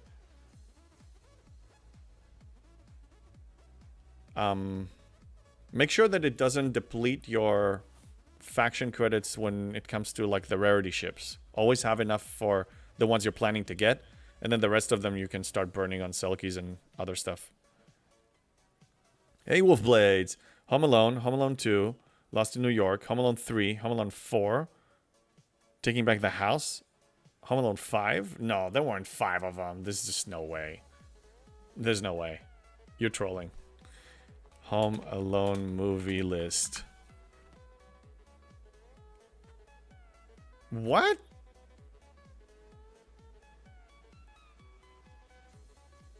Oh, that's terrible. Okay, yeah, but these came way later. Oh, that's just stupid. Yeah, no, I don't even... Yeah. I mean, I was only aware of 3. Like, it's probably not worth even bothering watching 4 and the holiday heist and whatnot. Oh, that's... Ugh. Why'd they do that? Yeah, holiday heist. Yeah, no, you weren't trolling. I was just... I guess the third one, my memory, the third one was so bad, I thought the franchise died. Really, I just thought it died. They kept going till like 2021. Okay, good luck to them. I'm not gonna waste my time watching unless you guys tell me that it's actually worth it. Barkman, I have 2.2 million ROM credits. Then when I get Klingon up to 1 billion, I can build the Rotaran. Okay, yeah, enjoy the Rotaran. It's a great ship. Just I don't know what your plans are for that ship. If you want to get it to tier 12, it may be challenging if you're not a spender. If you want to max... Hold on, squirrel. If you want to max an epic ship for free, and you want to follow that path of jellyfish to Enterprise A to Enterprise D, then get the Enterprise D. Home Alone 7 money grab. Yes. Right after Home Alone 6, which is money grab prequel. I don't know what to call it. Holiday Heist was actually amazing. Number 4 is worse than 3. Wolfblades, should I check it out? Should I actually bother?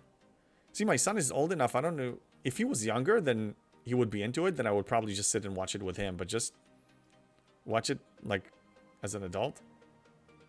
I don't know. Maybe. I'm going to add it to my list, but it's probably, like, low priority. Hey, LSDs. JB, quick question. I'm up 60, and I get around 1 million faction credits per month. Okay. 3 million total. Is that the lower side, or am I good?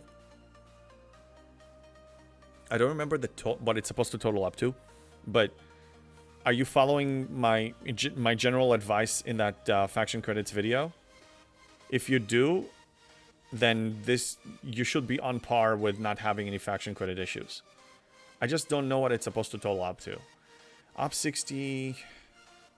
I entered Op 61 with 3.5 million of each. And that was definitely more than enough for me. But 3.5 million of each. So it sounds on the low end to me.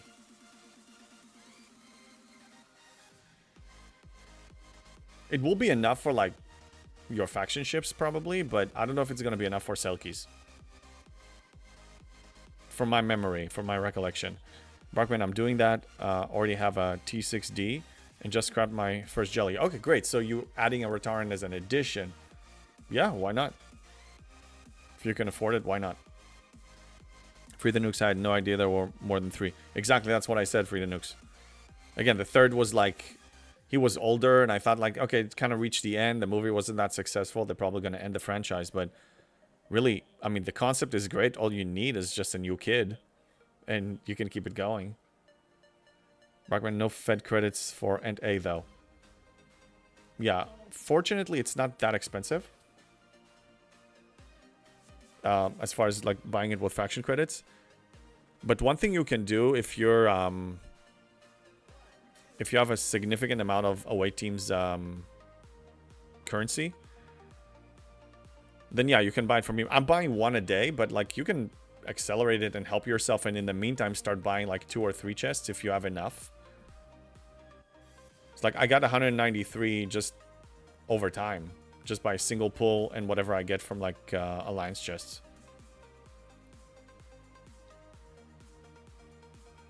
LSDs, yes you are. Okay. In some ways, oh wait, what blades? I recommend number 5. In some ways, 5 is better than 1, but 1 is a classic, so beating it is naturally impossible. Yeah, the way we even got into this franchise is because somebody mentioned that they had a tarantula. Was it Ryan? Was it you? Who was it? With the spider and the vibrations. I'm scrolling up. Can't find it right now. Oh, Jorg. It was Jorg. Jorg said that. Yeah, and then we started to talk about this whole Home Alone because somebody said, hey, was it, you know, is your brother Buzz? Or your friend, was it Buzz? Ryan, FOMO Alone 1, buy more packs. Yes. Alexis, I already have the Selkie and the 63 ship in the bag. Oh, you're fine. You're fine. Just, yeah, keep collecting those faction credits because you'll need them. You'll need them for the rare ship. You'll need it for the epic ship eventually. If you want some cloak just for the heck of it, why not? For more Selkies. So yeah, keep collecting them. Barkman, I'm buying 3 per day with 80 credits. Okay. Yeah, do your best. That's all you can do. Unless you're willing to spend. LSD's only 1 Selkie though. We'll get more as I ops up in the 60s. Yeah. I started with 3 and that was okay for me. I think 2 should be enough. 3 is like extra. And then I started adding them as I progressed in the 60s. Wolfblades, Home Alone 1, 2, 4 are same family. 4 different actors. 3 and 5 are not related to any of them. I haven't watched 6. I don't even remember 3. I thought 3 is like a continuation of 2. Like same family, same kid. But yeah, it's been a while. I just watched Home Alone 1 gazillion of times.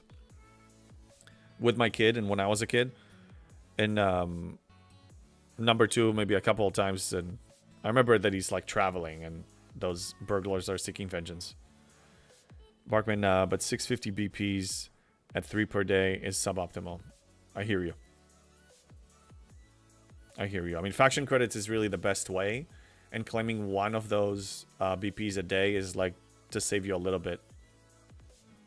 I'm wondering if they're ever going to update the ATA store. It will be nice. We'll see. It's like G4. It didn't pass G4. It's so outdated. It's like the augment used to be before they updated it, if you remember, back in the day. Kevin! Yes, Adam Brady. Only get 1 Selkie. You've got to be a madman to get any more.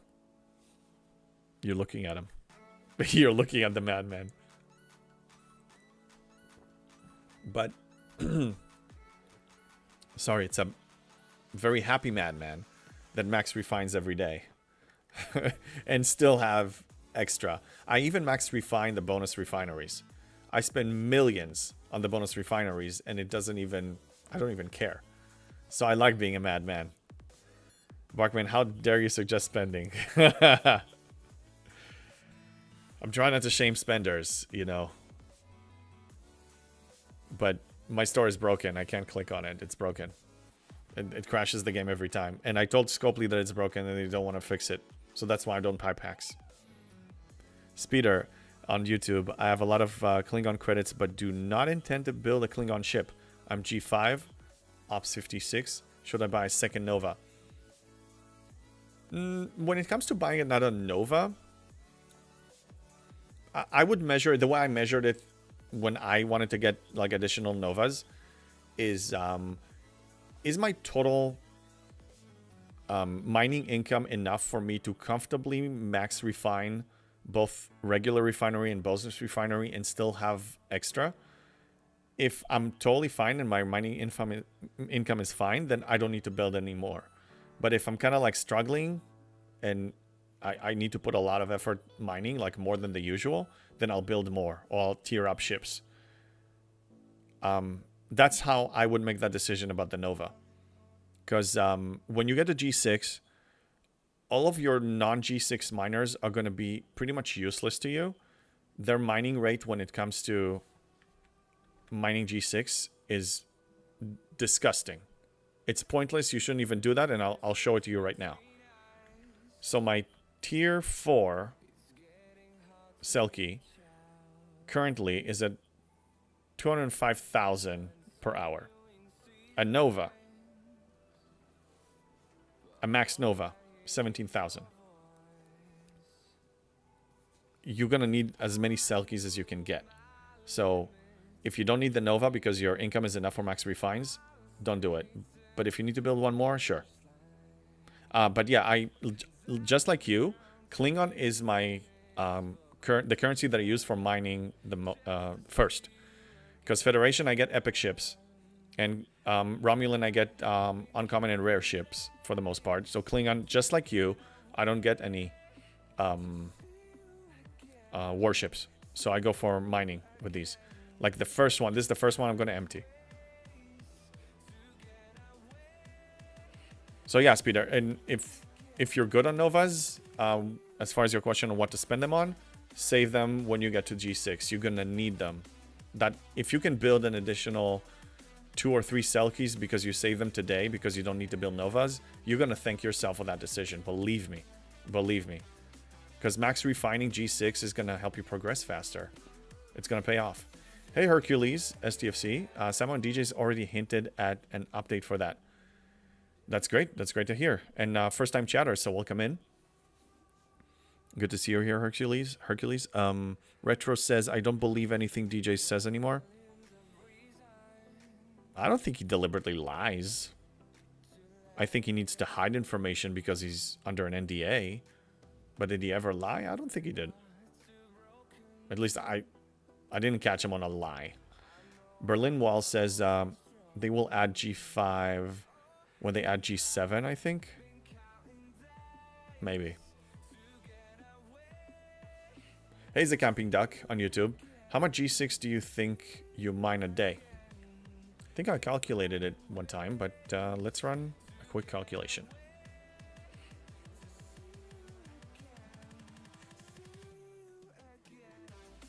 Let me switch to all my Selkies so we can actually calculate.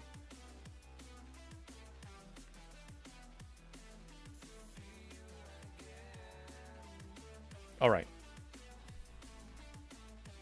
I'll put the calculator on the other window so I can actually add it up. So 205. No, that's fine. I'll do it here so everybody can see it. So 205 plus, let's say, 130. Plus 123 plus 120. Plus 120 plus 120. Okay, so plus 240. Let's time that by 1,000 because we were counting it by thousands. Now, this is just what I mine per hour. But I have about 40 to 50% from that as soon as you move a ship off of the node, that it gets a bonus. So right now, this one has 135. And when I move it off, it's at 197. So the ratio...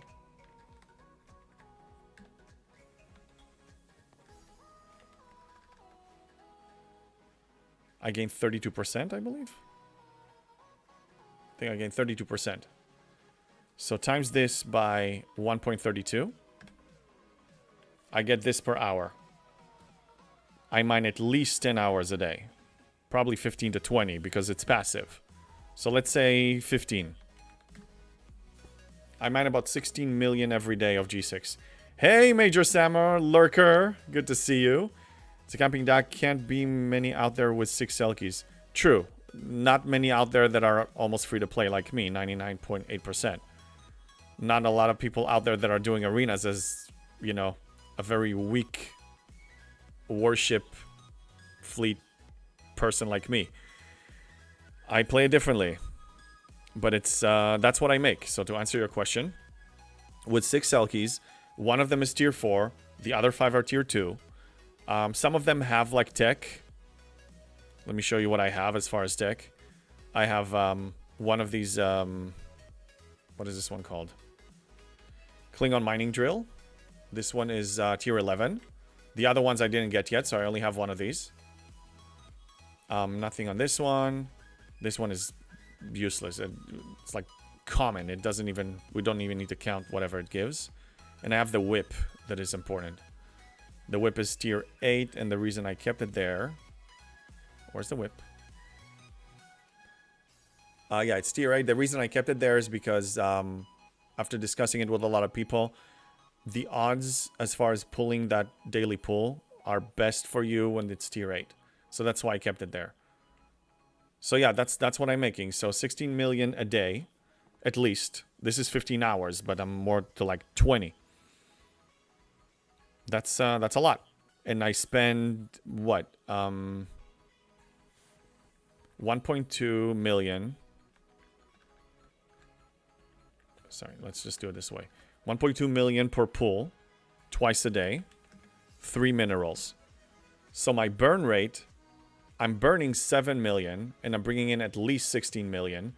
So my net gain is about 9 to 10 million minimum every day. That's why my supply keeps growing. And the only time I spend more is during the bonus refinery once a month. But still, it's not enough to actually put me in a struggle position. It clearly works for me.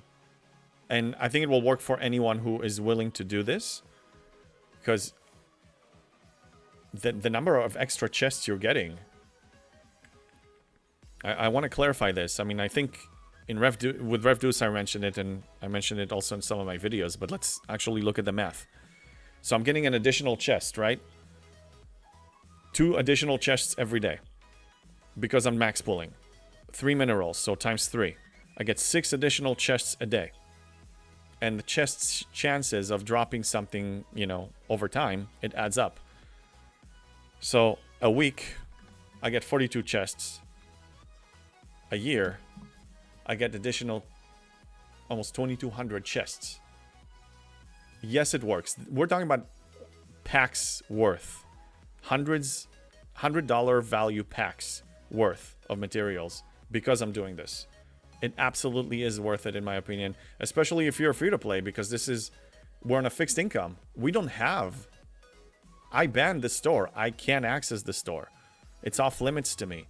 Even if one of you, let's say, hey, I'm giving you $100 to buy this pack, I'm going to say, no, I'm not buying it. My account is not going to get anything. Even if I win a free battle pass, I'm going to say no. And it's something I'm going to need to consider if one day I will decide, and Scopely and I decide that I'm going to sign an NDA and they're going to give me the freebies, I'm going to decline them. I don't want the freebies because my whole branding is free to play. If I get freebies, I'm destroying everything I represent. I can't do that. But anyway, that system works. I mean, I recommend it. If you can do this, absolutely do this. As a camping duck, safe in times of war? Look, I mean, we're at war now. People blow me up. But, okay, so I'll just send it back. I just send it back. I cycle miners like, you know, I don't know, every 2-3 hours. I just recall them. If people are hunting me down, I'm not going to mine in the same system. I'm going to mine in 6 different systems. So, if I'm online, I'm going to mine in the same system. They kill one, I recall the rest. It just works. It works great. I mean, I really recommend it if you can afford it with faction credits. Absolutely. Keo, how you doing? You say, depends on your server too. There are no free G6 nodes on mine. It sounds like your server is busy, and I would welcome being on a busy server again, because to be honest, other than doing my daily tasks and whatever, I mean, I am kind of bored when it comes to player engagement. Uwak, yeah, James Bond is free to play. 99.8%. I want to clarify, my account has a value of $45, and out of those, I'm $25 out of pocket. On year 1, I got a few things that I purchased, a $5 Leslie, a $20 Devore, and I got a battle pass value that I won from a content creator, and that's the value of my account. That's why I am not 100% free to play. Now, those things helped a little bit, but if we look at like 5 years of playing, it's not even a drop in the bucket when it comes to like moving the needle. One thing it did do, it pushed my treasury to the max value treasury. So when I claim a treasury, I actually get the full amount that is offered. So I get one every 4 months. It is helpful, but still with the amounts of materials that I need, it's equivalent to maybe a week and a half or 2 week boost in materials for me. That's really what it comes down to. It's not a lot. It's not a lot. What really makes a difference for me with my playstyle is the level of efficiency that I am playing in. That one is giving me the advantage. That's how I fly fast. Those bonuses from the treasury, they're okay, but they're really not making all the difference. What is making the difference is what I just clarified to you with the refinery. That is a lot. You want to count this in materials? Let's just use an average so we can... Okay. How about we say that I average from every additional chest 25 uncommon. 25. So let's time this by 25. This is what I get a year extra for each, for the total.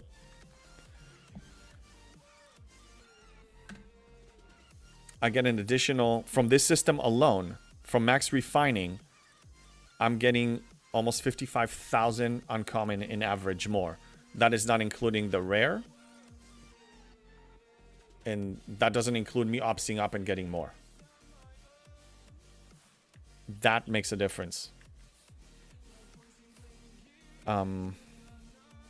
It's crazy you are past players who have spent thousands. And also some players play on and off, like they take a break, they take a hiatus, they disappear for a month. I mean, I'll give you an example, a great example. We had a spender, and he was a significant spender, but he wasn't like, I mean, he wasn't like Istio spender. So we have a guy, great guy, Archer. He was climbing up, and he reached level 66 when there were barely any G6 players in the game. Now, he's like on months worth of hiatus. He doesn't play right now. I hope everything is going well in his life, but he doesn't play. I basically passed him. I'm 67. So he spent a lot of money, but then he stopped playing. So it's just like racing. It's just like marathon. You have some overzealous people that go really fast out the gate, and they sprint and they push themselves. And yeah, they're going to get ahead. But around mile 19, mile 20, mile 21, you're going to pass them because they're burnt out. So if they're burnt out and you found a good, slow, steady pace, but you're steady, you're consistent, and you're still challenging yourself, yeah, you're going to pass spenders. Because they also, in my opinion, when there's a challenge, they click here and they solve it. When I face a challenge, creative thinking jumps in. Okay, it's a puzzle. Let's solve it. What do I need to do? What do I need to change? What avenues can I take from the limited options that I have, with the 6 docs that I have, with the things that are not behind a paywall? How do I find a solution there? I train myself. I condition my brain to think this way. So when I encounter any challenge, I use my skill, I use my creative thinking, I use my determination. When a person is used to just buy a shortcut, that their natural play style is not going to be, in my opinion, solution oriented, not as developed as somebody that approaches it this way, the way I described. Barkman, big bad Mr. DeVore out there claiming free to play. Hey, I announced I was very open about it. Very open about it. Nick M, in regards to G5, how many Novas do you suggest? And do you suggest getting the faction skin for them? I just answered that a little bit ago. Measure your total income with your G4 faction ships if you have any, and the Novas, and see if you're comfortable max refining. If you're comfortable max refining and you still have a net gain every day from your natural mining, you don't need to really get another one. Save the faction credits for Selkies. But if you're struggling, or you're just breaking even and you want a little bit of leeway, then get another one. Or tier up the ones that you already built, if you can, if you have the mats to spend on them. But again, I'm approaching it from a pure efficiency, free-to-play efficiency standpoint. If you are like, a Dolphin, or you have some entertainment budget that you're dedicating to buy packs, then you don't need to look at it this way, per se. But if you ask me, this is what I would do. That's how I would measure it, is see my total mining income today and see if it's enough for max refines. Go Blue, what is in your treasury? Because as a free-to-play, I still get 3 starred up 60. Yeah, I just mentioned that because my account value is 45, it was enough to push my treasury to the next level. Now, it wasn't like that out the gate. At the beginning, I had like the none. But I guess at some point they changed it, that if you spent some amount of money on your account that is less than $100, then you're eligible for the max one. So at the beginning, I didn't get the full amount, but I didn't claim it. I just saved the shards. So right now, this is a horrible treasury for me. Like, I'm so passing on this one. It's terrible for me. Ship parts, which is not an issue because I don't tier my current grade ships that high. So this is all obsolete. This is useless to me. All the ship parts are useless. I don't care about them. So what are we looking at? Mats. Let's look at the mats. Okay. Oh, there's a reason why it's terrible. This is not par steel oriented. I need par steel. I showed you the amounts. Let me show you again. Let's close these windows. Home Alone. I still need 30 million par steel. So I need from every source I can get. I mean, I'm claiming them every day for, you know, I start refining like regular par steel to Sigma. So anyway, this doesn't have par steel, so that's another reason I don't want it. I don't care about the officer shards. They're whatever. They're nice to have. But also another thing is there's no even distribution of materials here. You have gas. You have crystal. Where's the ore? Again, I'm looking at what I need. I need ore. I can get this one, but I'm already using my conversions from crystal to gas and ore. I need ore. So I need also another requirement for me to get a treasury. I need equal distribution of all the minerals, the 3 minerals. So this one, a ship-oriented one, is one that I pass. Automatically pass. Not that I can afford it. I think I'm like on 1,000 shards right now. Like I need time. As a camping duck, we had a free-to-play on our server. Been on Rev's video before. Oh, Dekix. Yeah, of course I know him. But he got to a point his ships were far too weak for his ops. Yeah, Dekix. I was a free-to-play, you know, $25. I told you the story. But I was always moving with the free-to-play approach. And I did watch that video when I was a young, fresh STFC player.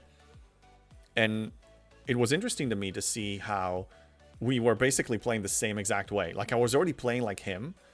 But what I really might take away from that video was probably what a lot of you guys communicated to me when you watched my videos, that we finally see a guy that is actually doing this. It's possible.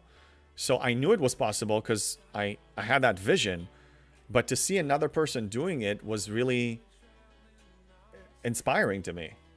I think Ultra Rao on our Discord, he said the same thing, that he messaged me when he watched my videos. Like, I don't remember exactly how he worded it, but he said, like, I finally saw somebody that is doing it. That just like, I'm not alone. And I felt the same way when I watched Dekix. So yeah, Dekix is great. Say hi, by the way.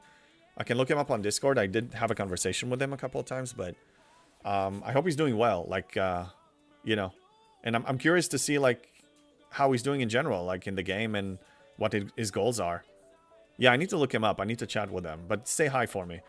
Barkman, totally joking. My account has about 250 in it. I know you're joking. Again, I mean, I make fun of myself. So, you know, selling my pure free-to-play title for stupid Leslie, that was just idiotic. But also, I never thought that... I didn't know that I'm going to get that far as ops. And I didn't know that I'm going to get into content creation. It wasn't really my plan. I mean, Rev was looking for the highest free-to-play. Everybody on my server knows who I am. So I watched that video, but they also mentioned me, look, dude, he's basically looking for you. Hit him up. I'm like, yeah, sure, I'll hit him up. And then, you know, Rev was like debating who to interview, and then he chose me. And then the interview, you know, the story with the interview. And then a lot of people reached out to both of us and the comments, and I was answering comments on those videos, and I just realized that I enjoy sharing this knowledge so much. And when people kept asking me questions, I thought, like, you know, Rev and I talked about maybe we'll do a second interview like down the line before I was a content creator. But then I was like, well, why waiting 6 months for another interview? People want to know this knowledge now. And I don't know what Rev's schedule is going to be and if we're going to make it a regular thing. I'll create my own corner. I'll create my own, you know, free-to-play realm. And that's how I got into it. But yeah, I didn't know that I'm going to get into this. So it's just really nice to see how the community really likes the content and it helps a lot of people. And again, like I said many times, like just showing to people that it's possible. That's very rewarding for me. Flea on YouTube, how you doing? Just went from Ops 32 to 34 today, but now I'm going to catch up and try to get my enterprise before going up higher. Very nice. Yeah, if you need to catch up, if you need to tier it up, if you're struggling, by all means tier it up.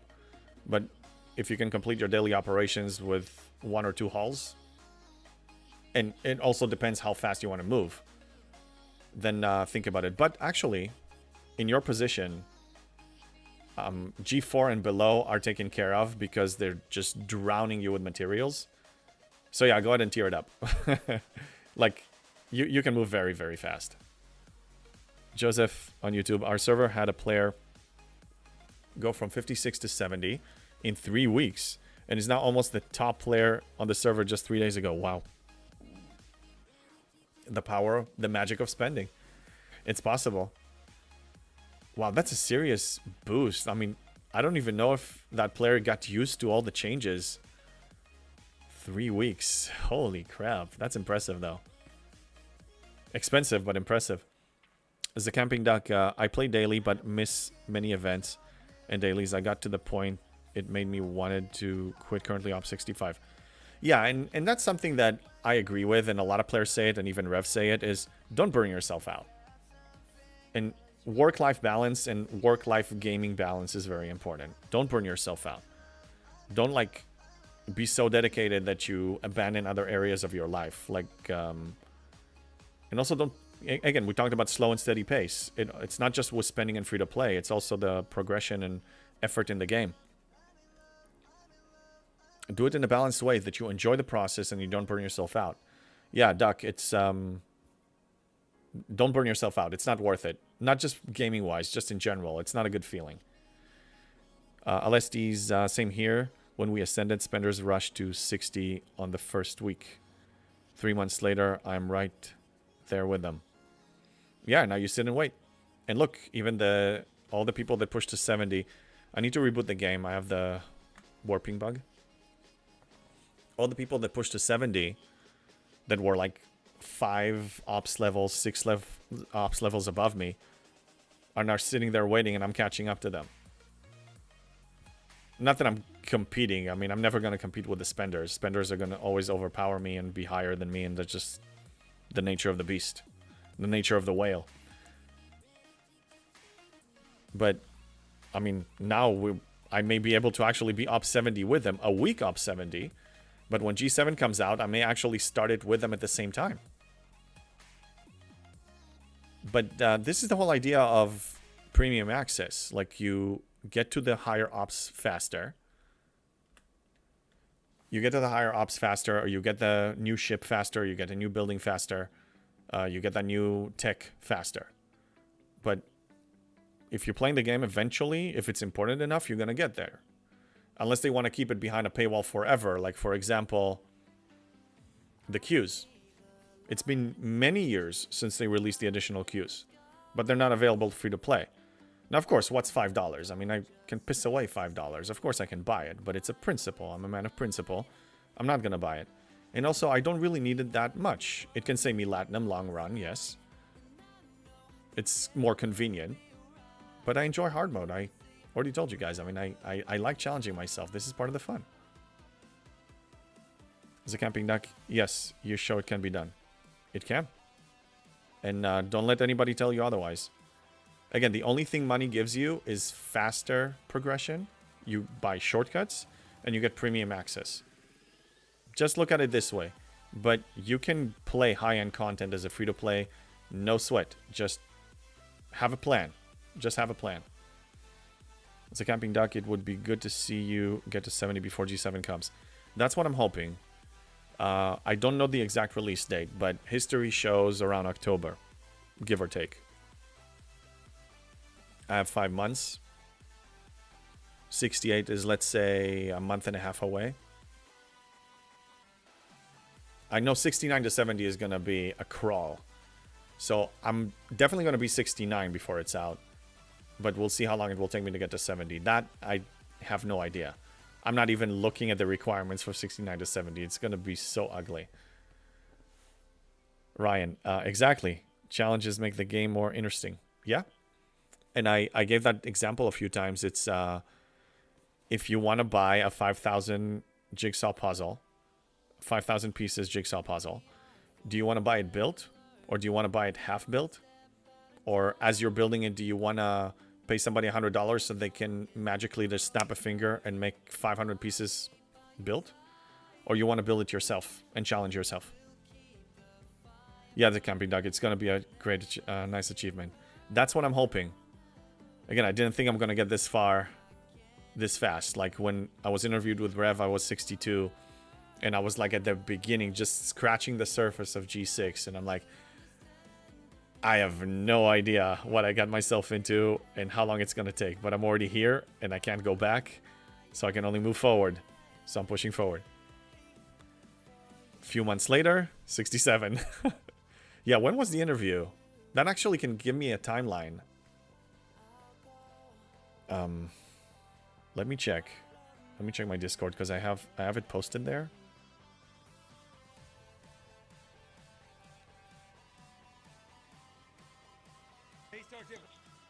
Hold on. 5 months ago.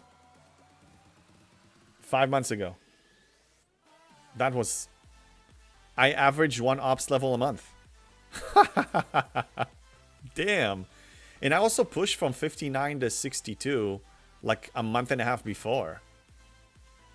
Wow, it's way faster than I thought. LSDs, I like Tibbs' analogy. Instead of watching the movie in theaters, I watched it 3 months later at home on Netflix. Yes, yes. Actually, no.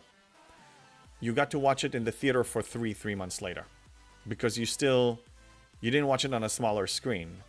You still had access to it in the game like the other people did. You just had it later. So, instead of purchasing a ticket and watching it today, they're sending you ticket in the mail 3 months later. That will be the more accurate analogy in this example, I think.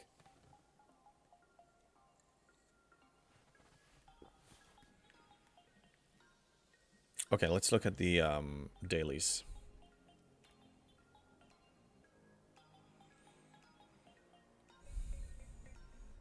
Okay, let's complete a research.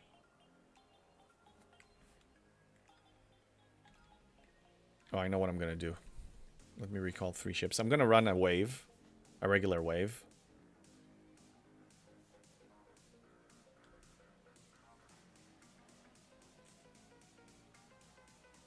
I mean a solo wave. Ryan, I still get to enjoy new ships at the same rate as the spenders. Just 3 months behind. Yeah. Anything, not just ships. Anything they release.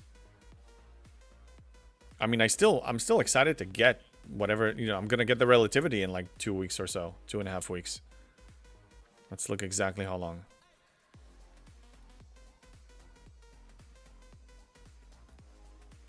$11 days.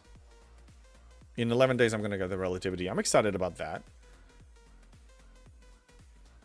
And it's not like we don't have anything to do in the game. We got plenty to do in the game. So getting a feature 3 months later, it's not like we're going to sit here like doing nothing. LSDs, that's true. But theaters are much more expensive. And it's the same movie. Yeah.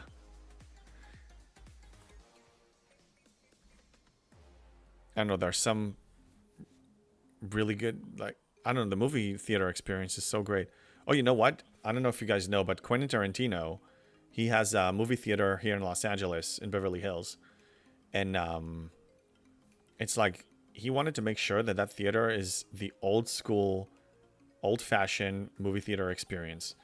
The movies that he's playing there are like some old movies, some of his, and I don't know, some like all kind of movies, different nostalgic movies and whatever, like older movies. But he's playing them all in 35 millimeters, not digital. And even the concessions, like remember when, like now you go and buy concessions and you have like, you know, a digital menu or whatever. But that menu has like those plastic numbers, like the prices, and it's also cheap prices. When you buy the ticket, it's like those tickets that they have to tear it. It's like, and also the no cell phone policy. Like if you dare to pull a cell phone in the middle of a movie, they'll kick you out. So you really get the old school experience there. I actually watched Django Unchained there about a couple of months ago. Just to have that in the theater again. That movie experience is... It's like we're like a dying breed. Like it doesn't exist anymore. And him being such a movie lover and actually investing in a place that can give that experience to people, I think that's awesome. So if you're in Southern California or LA, or if you're going to visit LA, I get no kickback from this, but check out his movie theater. It's pretty fun.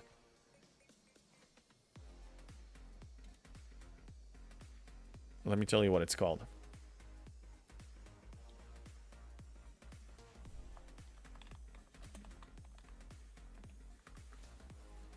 New Beverly Cinema. Yeah, that one. Yeah, that's the place. Quentin Tarantino's movie theater. Refreshments, yes, they're way too costly, but in his movie theater, they're like, I think about half price, or maybe 2/3 of the price. Broken Wolf. Why did I send them back? Like on autopilot.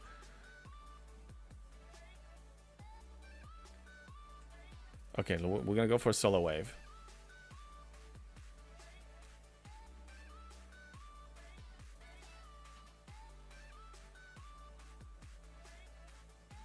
Let me look at the events again. Can I claim this one? Oh, yes. Yes, of course I can. Okay, awesome. Then we have one more. Oh, yeah. Why did they give... They're being cheap. They used to give 3. 1 of each engineering badges, and then they just give 1. You guys noticed that, I'm sure. Like, not that I need any more, but like... And this engineering badge doesn't even match the current officer engineering badge. So it's just like random. And it's not like they're adding it in the regular battle pass.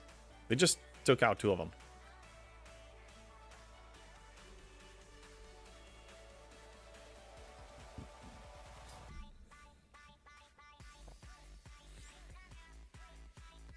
I think the refinery 2 minutes away.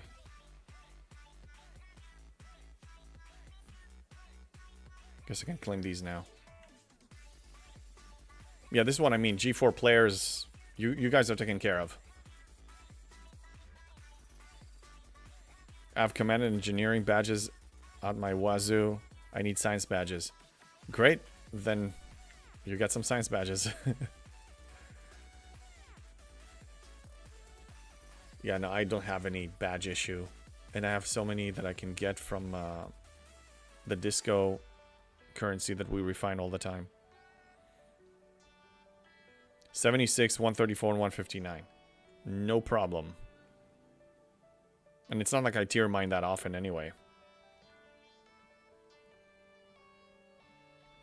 Okay, let me prepare the crew here. This needs to be the Enterprise D.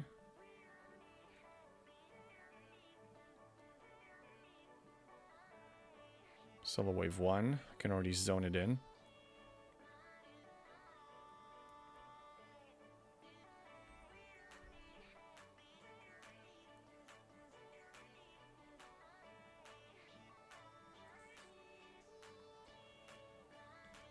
Okay, I want this because I need to burn a Titan buff. So I'm going to use that.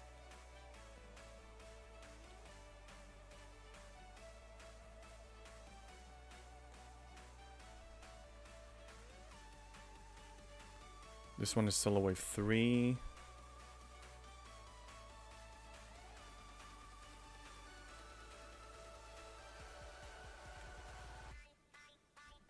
Somebody's attacking my miners. Okay. Yeah, single buff. Recall, send this one in. And we can just go. This is so easy now. I remember when I was recording that video, when I actually soloed it for the first time, I completed it. I was really stressed, you know. Now it's like whatever. I would totally try the elite wave if the new ship wasn't a requirement. It's a requirement because you can't kill everything fast enough without it.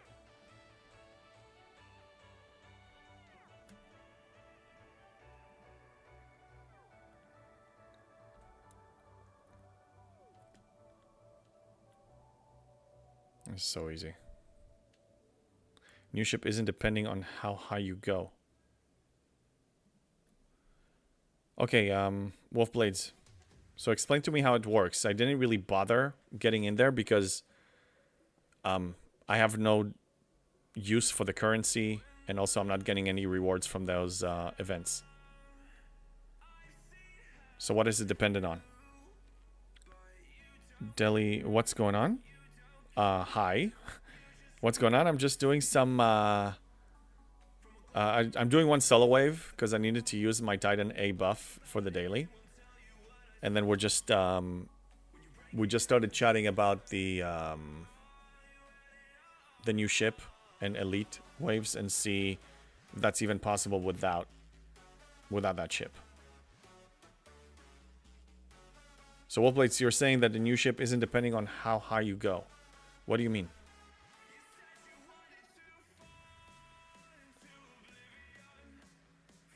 Got mine up to tier 10. That's pretty quick. Congrats. I don't know if you do arenas, but are you using it in arenas? Because when I did my arena on Monday, my stream, we've seen some people just doing brilliant things with that move, with the beams. That was very impressive.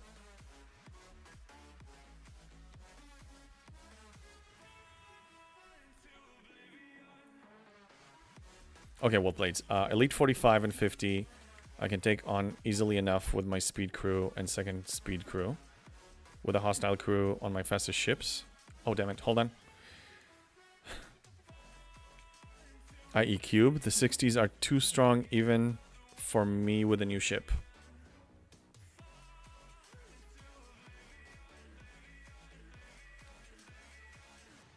Hold on. Let me focus on this so I can actually give more of my brain power to the conversation.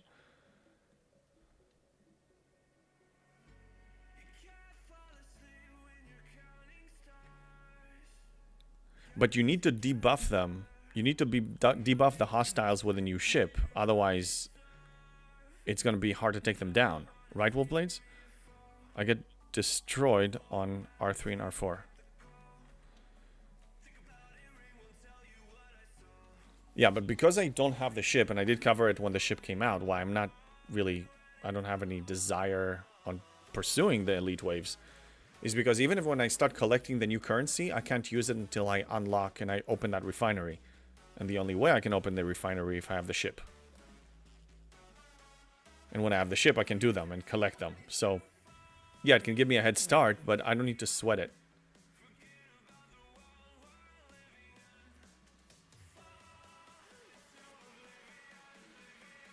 Delhi says, not using it in arenas yet. Don't have the PvP research done. Okay. But can complete 60 elite solo. Yeah, but Delhi, the way people have been using it, that has been just freaking amazing, is to destroy the hostiles. As soon as I'm zoning in, they see which ones I want to kill, and they just nuke all of them, and that messes up my strategy. Then I need to go and find new ones, and that delays me by like 20-30 seconds from launching the first armada. That move, correct me if I'm wrong, but you can use that without the PvP debuff. You just use it to nuke the hostiles. That's what you want it for. Delhi, you can compete. You can complete 60 elite solo. That's great that you can, and you have a reason to do that because you have a refinery that you can utilize the new currency. A tier 10, it can take out up to level 65. That's very nice. Wolfblades, you're saying no, that it cannot, that you don't need the debuff? You don't need to debuff the hostiles? I don't know. To be honest, I didn't really look into that loop because it's 90 days away for me. So, you know way better than I do on that one. Delia, you just ignored the 70s and let the base take care of them. Got the prime to get 2 more hit points. Nice. Broken Wolf, don't sweat the petty things and don't pet the sweaty things. I like that. Wolfblades, no, wasn't trying to sell the new ship. Just saying you can defeat the elite waves. Not including the level 60s. Okay.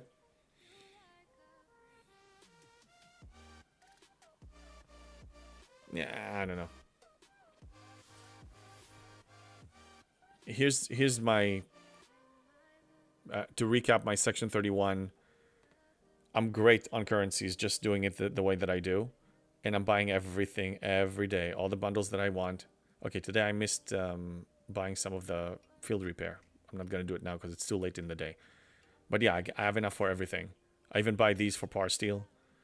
I'm buying some favors. Like recently I bought...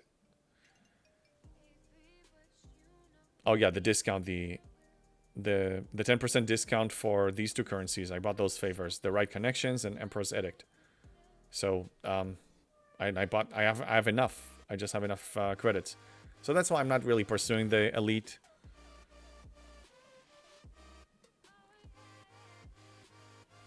Hey, Lieutenant Bennett, it's possible to beat them without the new ship, but you need pretty stout ships and crews to do it. And you know who I am, and you know what I have. Yeah, no, I'm sure it's going to be a fun challenge to beat.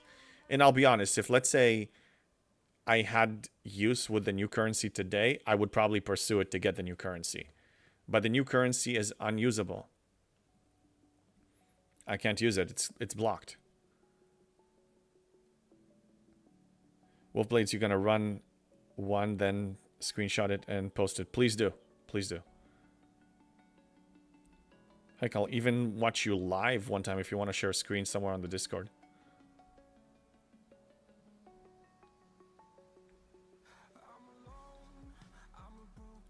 Refinery takes priority.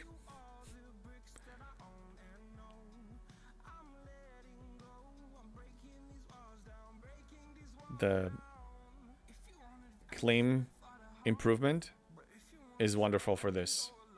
It takes me like less than half the time to claim all of it now. Because before, I had to click on one, wait, click on done, and then move to the next one. Now it's just click escape. Click escape. Sometimes it messes up, but like for the most part, it doesn't. You see how I'm doing it now. Yeah, just click escape. That's easy.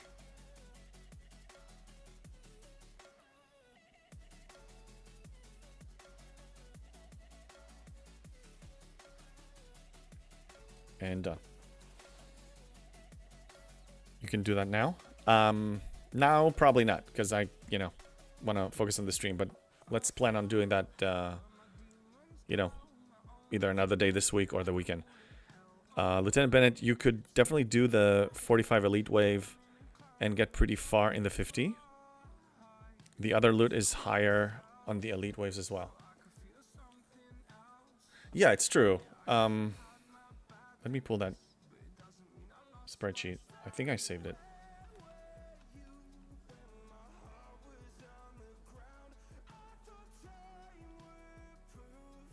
I don't have it handy right now. You know what, Lieutenant Bennett, do you have the link somewhere handy? Can you post it over here? And let's look at that again. Oh, we have that screenshot somewhere on our Discord. Yeah, let me go.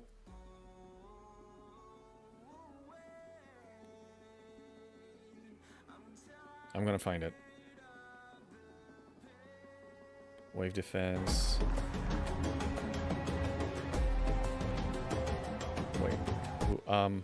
Delhi, thank you for the follow. Thank you so much. I can't find that screenshot. Whatever. Hercules, it messes up sometimes because they also programmed a back button after clicking. On mobile, I can't use escape. So I have that reload if I press back too slow. That's right, I have the same thing. And then I'm out of the refinery. Yeah, it does mess up a few times, but still, if you get 3 or 4 claims before the mess up, you're still speeding up the process.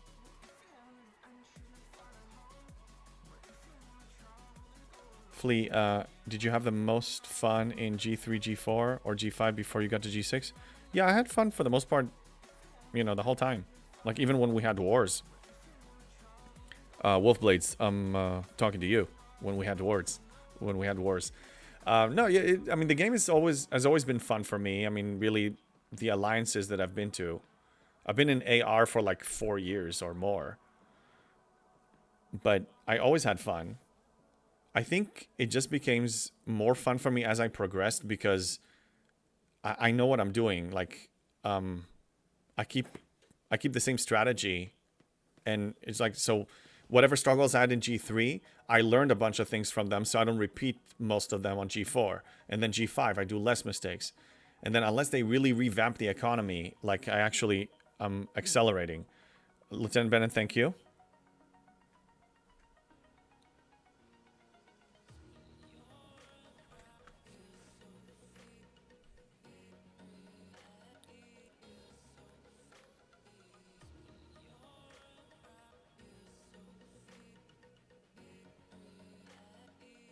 There it is.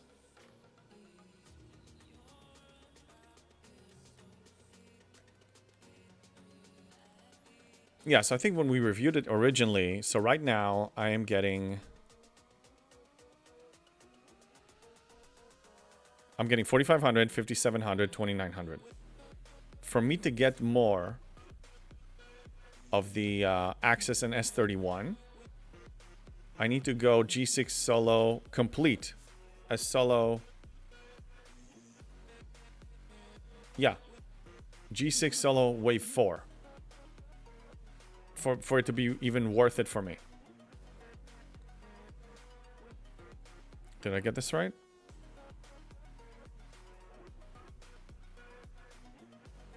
No, sorry. No, not even, because then I get less mirror. Yeah, it's bad. I mean, to get more access, but I don't have a problem of currency, so I need to complete a G5 probably for it to be worth my while.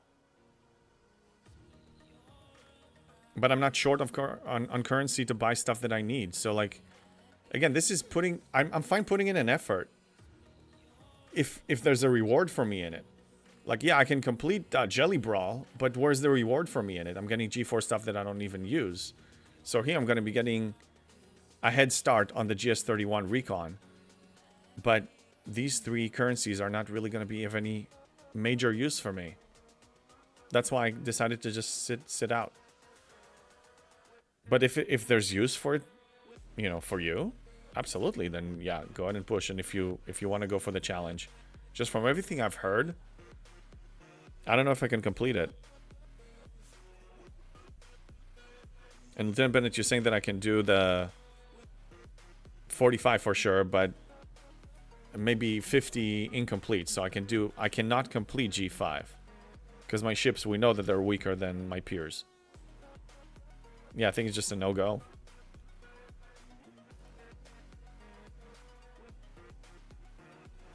So oh yeah, we have final weapon. Okay. Glad I checked.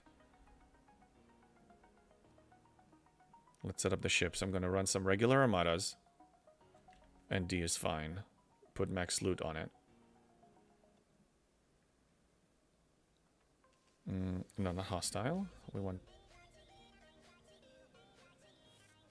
Mata loot. Okay. Mata loot is there. Now we're going to this one. Let's move it out of the dock so it doesn't steal any officer that I need.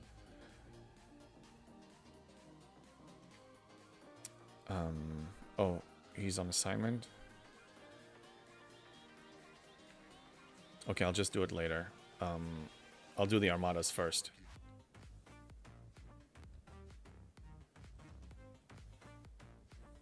No, on G5 land. G5 land.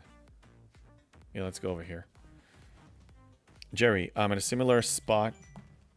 I'm in a similar spot with my ships as you, and I can finish G5 elites with max fort and Cerritos. That's awesome. But you need to give up your max fort. I'm using mine right now on Krenim and Rev Solomadas. When my max fort is free again to use on other things. Yeah, maybe I can try that. Again, I just don't have the desire. So, oh, I sent the wrong ship. So little reward for me, usable reward for me. I think I'll just wait for the new ship. And then actually have a reason to run them because I need the refinery. Yeah, no chance with that. You tried. I believe you.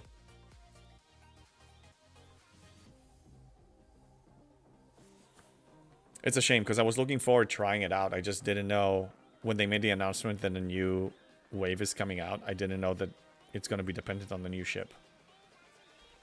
So that sucked. Like I was disappointed.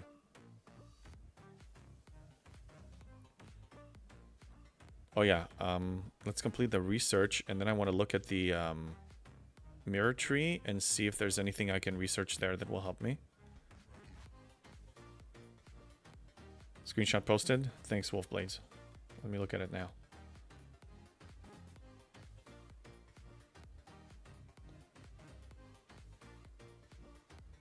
Nice. 5 of 5. That's awesome. Wolfblades, I don't know if you have the ability to like record a video, but if you want to post the video as well, I'll be happy to watch it too. Or we can just do it live another time. Like, you know, connect together and on Discord and then you can show me.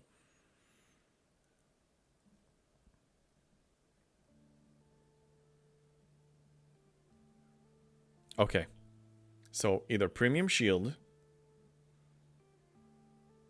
repair percent of hull damage. Ooh, that's a good one. Oh yeah, I'm going for repairs. This is healing. This is 8% healing. I'm absolutely taking it right now. And I'm not even waiting for a mirror competition. You know, the SLB. It pays bogus. And extra shields, maybe? PvP damage? No, last priority. Base damage against hostiles or shields. I think 600% shield sounds better. I'll take that. This ship, this tree is starting to look really good. I'm gonna start working on the top one soon. That's the benefit of doing arenas, by the way. Owak says I have the GS31 in July. Yeah, it'll be around the same time I get it. We're free to play, so this is the same pace. Wolfblades, live would be better. All my OSB stuff is packed away at the moment. Sounds good, man. Yeah, we'll connect. Okay, what else do I need here? Which one should I focus on? Probably damage. I don't care about scrapping speed. Wait, Sigma par steel when upgrading research. No, if it was building, maybe. Invading entities, nah, no. Players. Efficiency of outdated buildings, no.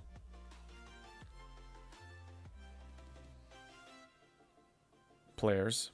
Oh, or hostiles. Critical damage floor may be a good investment, but I need a prereq. I need critical damage reduction. Oh, but that's for enemy players. Nah, I'll go for extra damage. Energy, because... Yeah, I'll let you know, Wolfblades. Yeah, I'll do energy. I'll do one energy and one kinetic. How about that? Okay, that's done. Now just throw a... Just any research, really. Let's go to Starship, see what I can do there.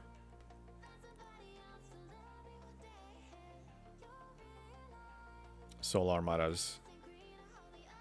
Healing in Solar Armadas. Yeah. Yeah, I want this. I need help with Solar Armadas. I'm going to start with the Velox. I'm going to start going for the higher G6 Solo Armadas this next incursions. So I'll need any help I can get.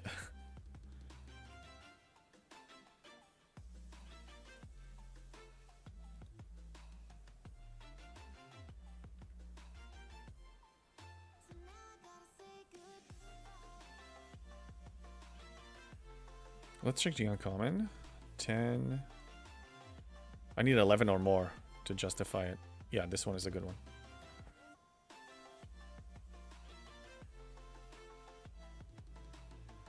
Anybody's pushing ops by any chance this weekend?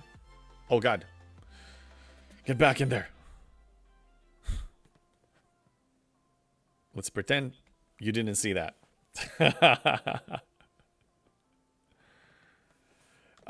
Yeah, anybody pushing ops? Ops? Kinky Jesus. Yeah, you saw that. I got ahead of myself right there. See what? It's online now. It's public knowledge. Hey, Woody. Good to see you. Barkman just pushed 5 levels. Give me a damn break. Congrats, man. That's so good. It's great to see people growing like that.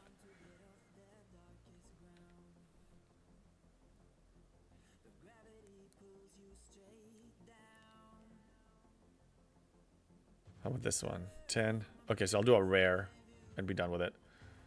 Hey, Tricky. Just went to 60 last week, but think I will park here till I max out everything before going to G6. Fair enough. When you say max out everything, you mean all the researches? I'm assuming that's what you mean. Or do you want to max out your ND? Or both? Yeah, research and buildings. Okay. Well, buildings, yeah. You can do that. It really depends on what pace makes you happy. If you want to hit G6, you're probably ready. If you have like a tier 5 Enterprise D, you're more than ready. But if you want to wait, totally fine. Whatever makes you happy, that's really bottom line. Barkman, stupid ACC cores. Yep.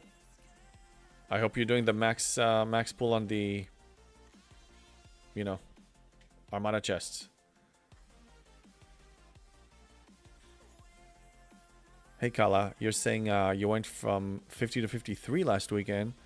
Couldn't even place in top 50. I will say nothing to what's coming up ahead in G6. Just accept that SLB placement is a maybe. And if you get it by the grace of God, wonderful. But don't bank on it anymore. Just enjoy playing. In a way, for me, it was like the game became even more stress-free for me. Because I know that because I'm a G6 LAN, there's no way I can compete with all the spenders. So SLBs are like, I'm not even going to worry about them. It just felt liberating. Tricky ND is a tier 8 right now. If in theory you wanted to move up, you will not have an issue. Just saying. But do what makes you happy. That's really bottom line here. Barkman, I'm 61 now. I don't have to worry about them. That's just why I had 5 levels to push. Yeah. Yeah, it's such a liberating feeling. Okay, I'll launch another rare and be done. Cube will be 13 in 2 days. Excellent. Yeah, mine is still stuck in 13. It's gonna stay there until I get my 70 Epic. The Enterprise E.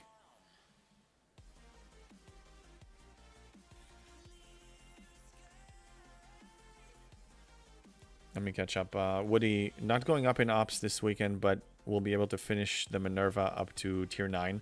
So I can get the cube tiered up too. Was kind of my goal before pushing past 64. Awesome. Yeah, take a break if you need to and finish up the Minerva. Tier 9 Minerva, that's expensive, but I'm sure you're going to enjoy it.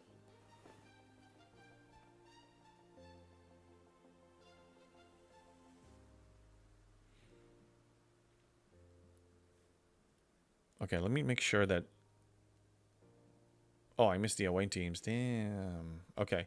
Usually what I do, I just got distracted. Usually what I do is 5 minutes before they re-roll, I claim all of them, I launch whatever ones I want, and then let the re-roll help me with RNG. But I missed the window. So now I'm just going to claim and run whatever I have, and I missed the window. This is not a big deal the way it used to be. Back then, the away teams was a primary source of a lot of important things. Right now, it's just a very small boost, which is still nice. But it's not as much of a game changer. Like, look, I'm not going to say no to 100% 35.7k Latinum. It's nice. But you know what amounts we're talking about for me to speed up a day. So it's not as meaningful as it was when it was only 300 a day.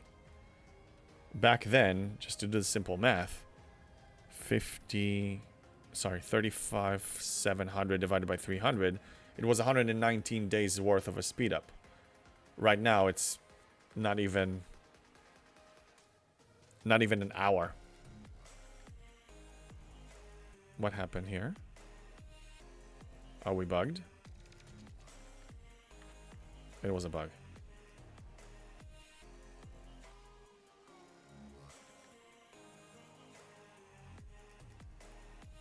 Okay, launching this one because again, speed up in Latinum, it's important. Speed ups, not gonna say no. And a doctor. Woody, quick question, a curious question for you. Last stream I caught, you said you had like 7 million transporter patterns. How did you get so much? Are you still pulling the faction recruit tokens? No, I stopped the faction recruit tokens ages ago because I realized that the faction recruit tokens were eating up my faction credits that I need for ships. So it was nice to max them, but then I needed to stop. It was just not worth it. Wait, let me fix this. I'll continue answering your question in a second. Okay, this is pretty much done. And did we finish the event? Yes, let me recall it. So, I mean, over time, what's going to end up happening if I show you my officer list, you're going to max so many of them just by playing the game. I mean, 5 years of playing, a lot of them are maxed. Look how many. I mean, more than half of them are maxed, some of the big ones. So just as you pull, you know, occasional ultras or just your daily claims or whatever, I mean, you're just getting a lot of shards, and you don't have anything to spend them on. So over time, it will pile up. It will reach that high level. Now, some things that I do pull still, not that I have to, but I can. I go to the Rogue store and I go to the Outlaw Recruit. I mean, because I'm doing all the claims from the refinery and stuff, like I have a lot of these credits. I pulled 6 chests, and I think this alone gives me like 6,000 or 7,000 shards, like transporter pattern shards. So all these things will add up. Like once you start maxing your officers, you're not gonna have a problem. Hey Violet, good to see you. So looks like we're past 5 o'clock, and my run is at 6 o'clock. I should leave about, you know, a little bit before that. So we're going to be looking for somebody to raid. Let me see who is on and what they're doing.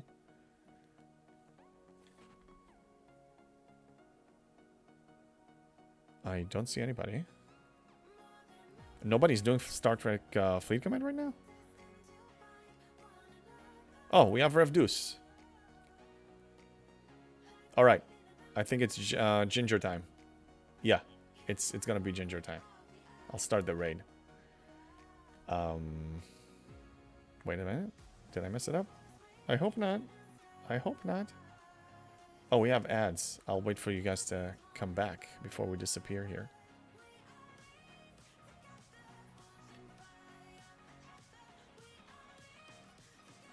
Rev is on, yeah.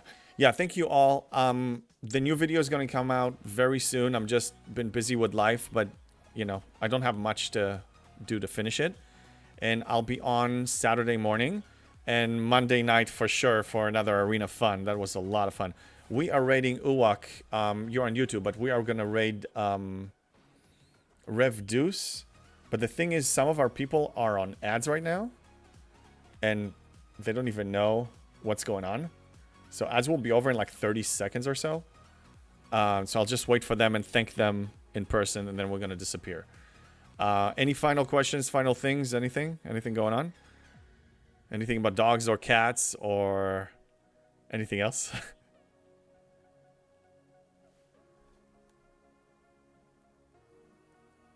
Gonna wait for them to come back.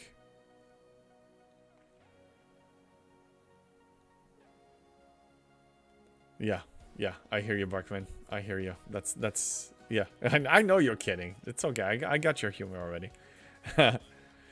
Let's see what's going on here. I think I finished.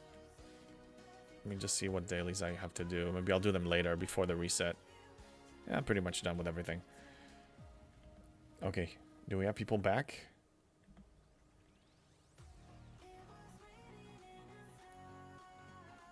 I think everybody's back. Yes, you're back from ads. Yeah, I wanted to thank you all. We're going to be rating the ginger in a second. Thank you all for being here. I'm going to be releasing a new video in the next couple of days.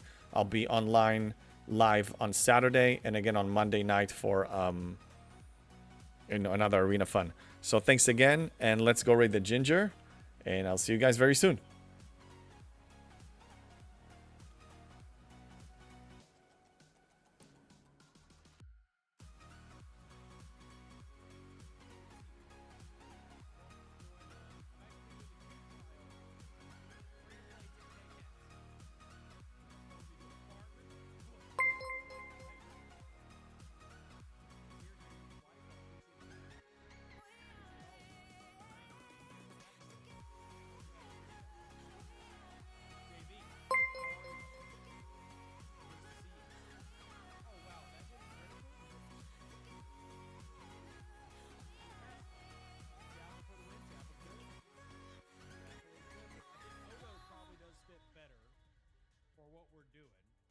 Load out the best below decks because we're going to be doing some runs, and I'm going to use this as an opportunity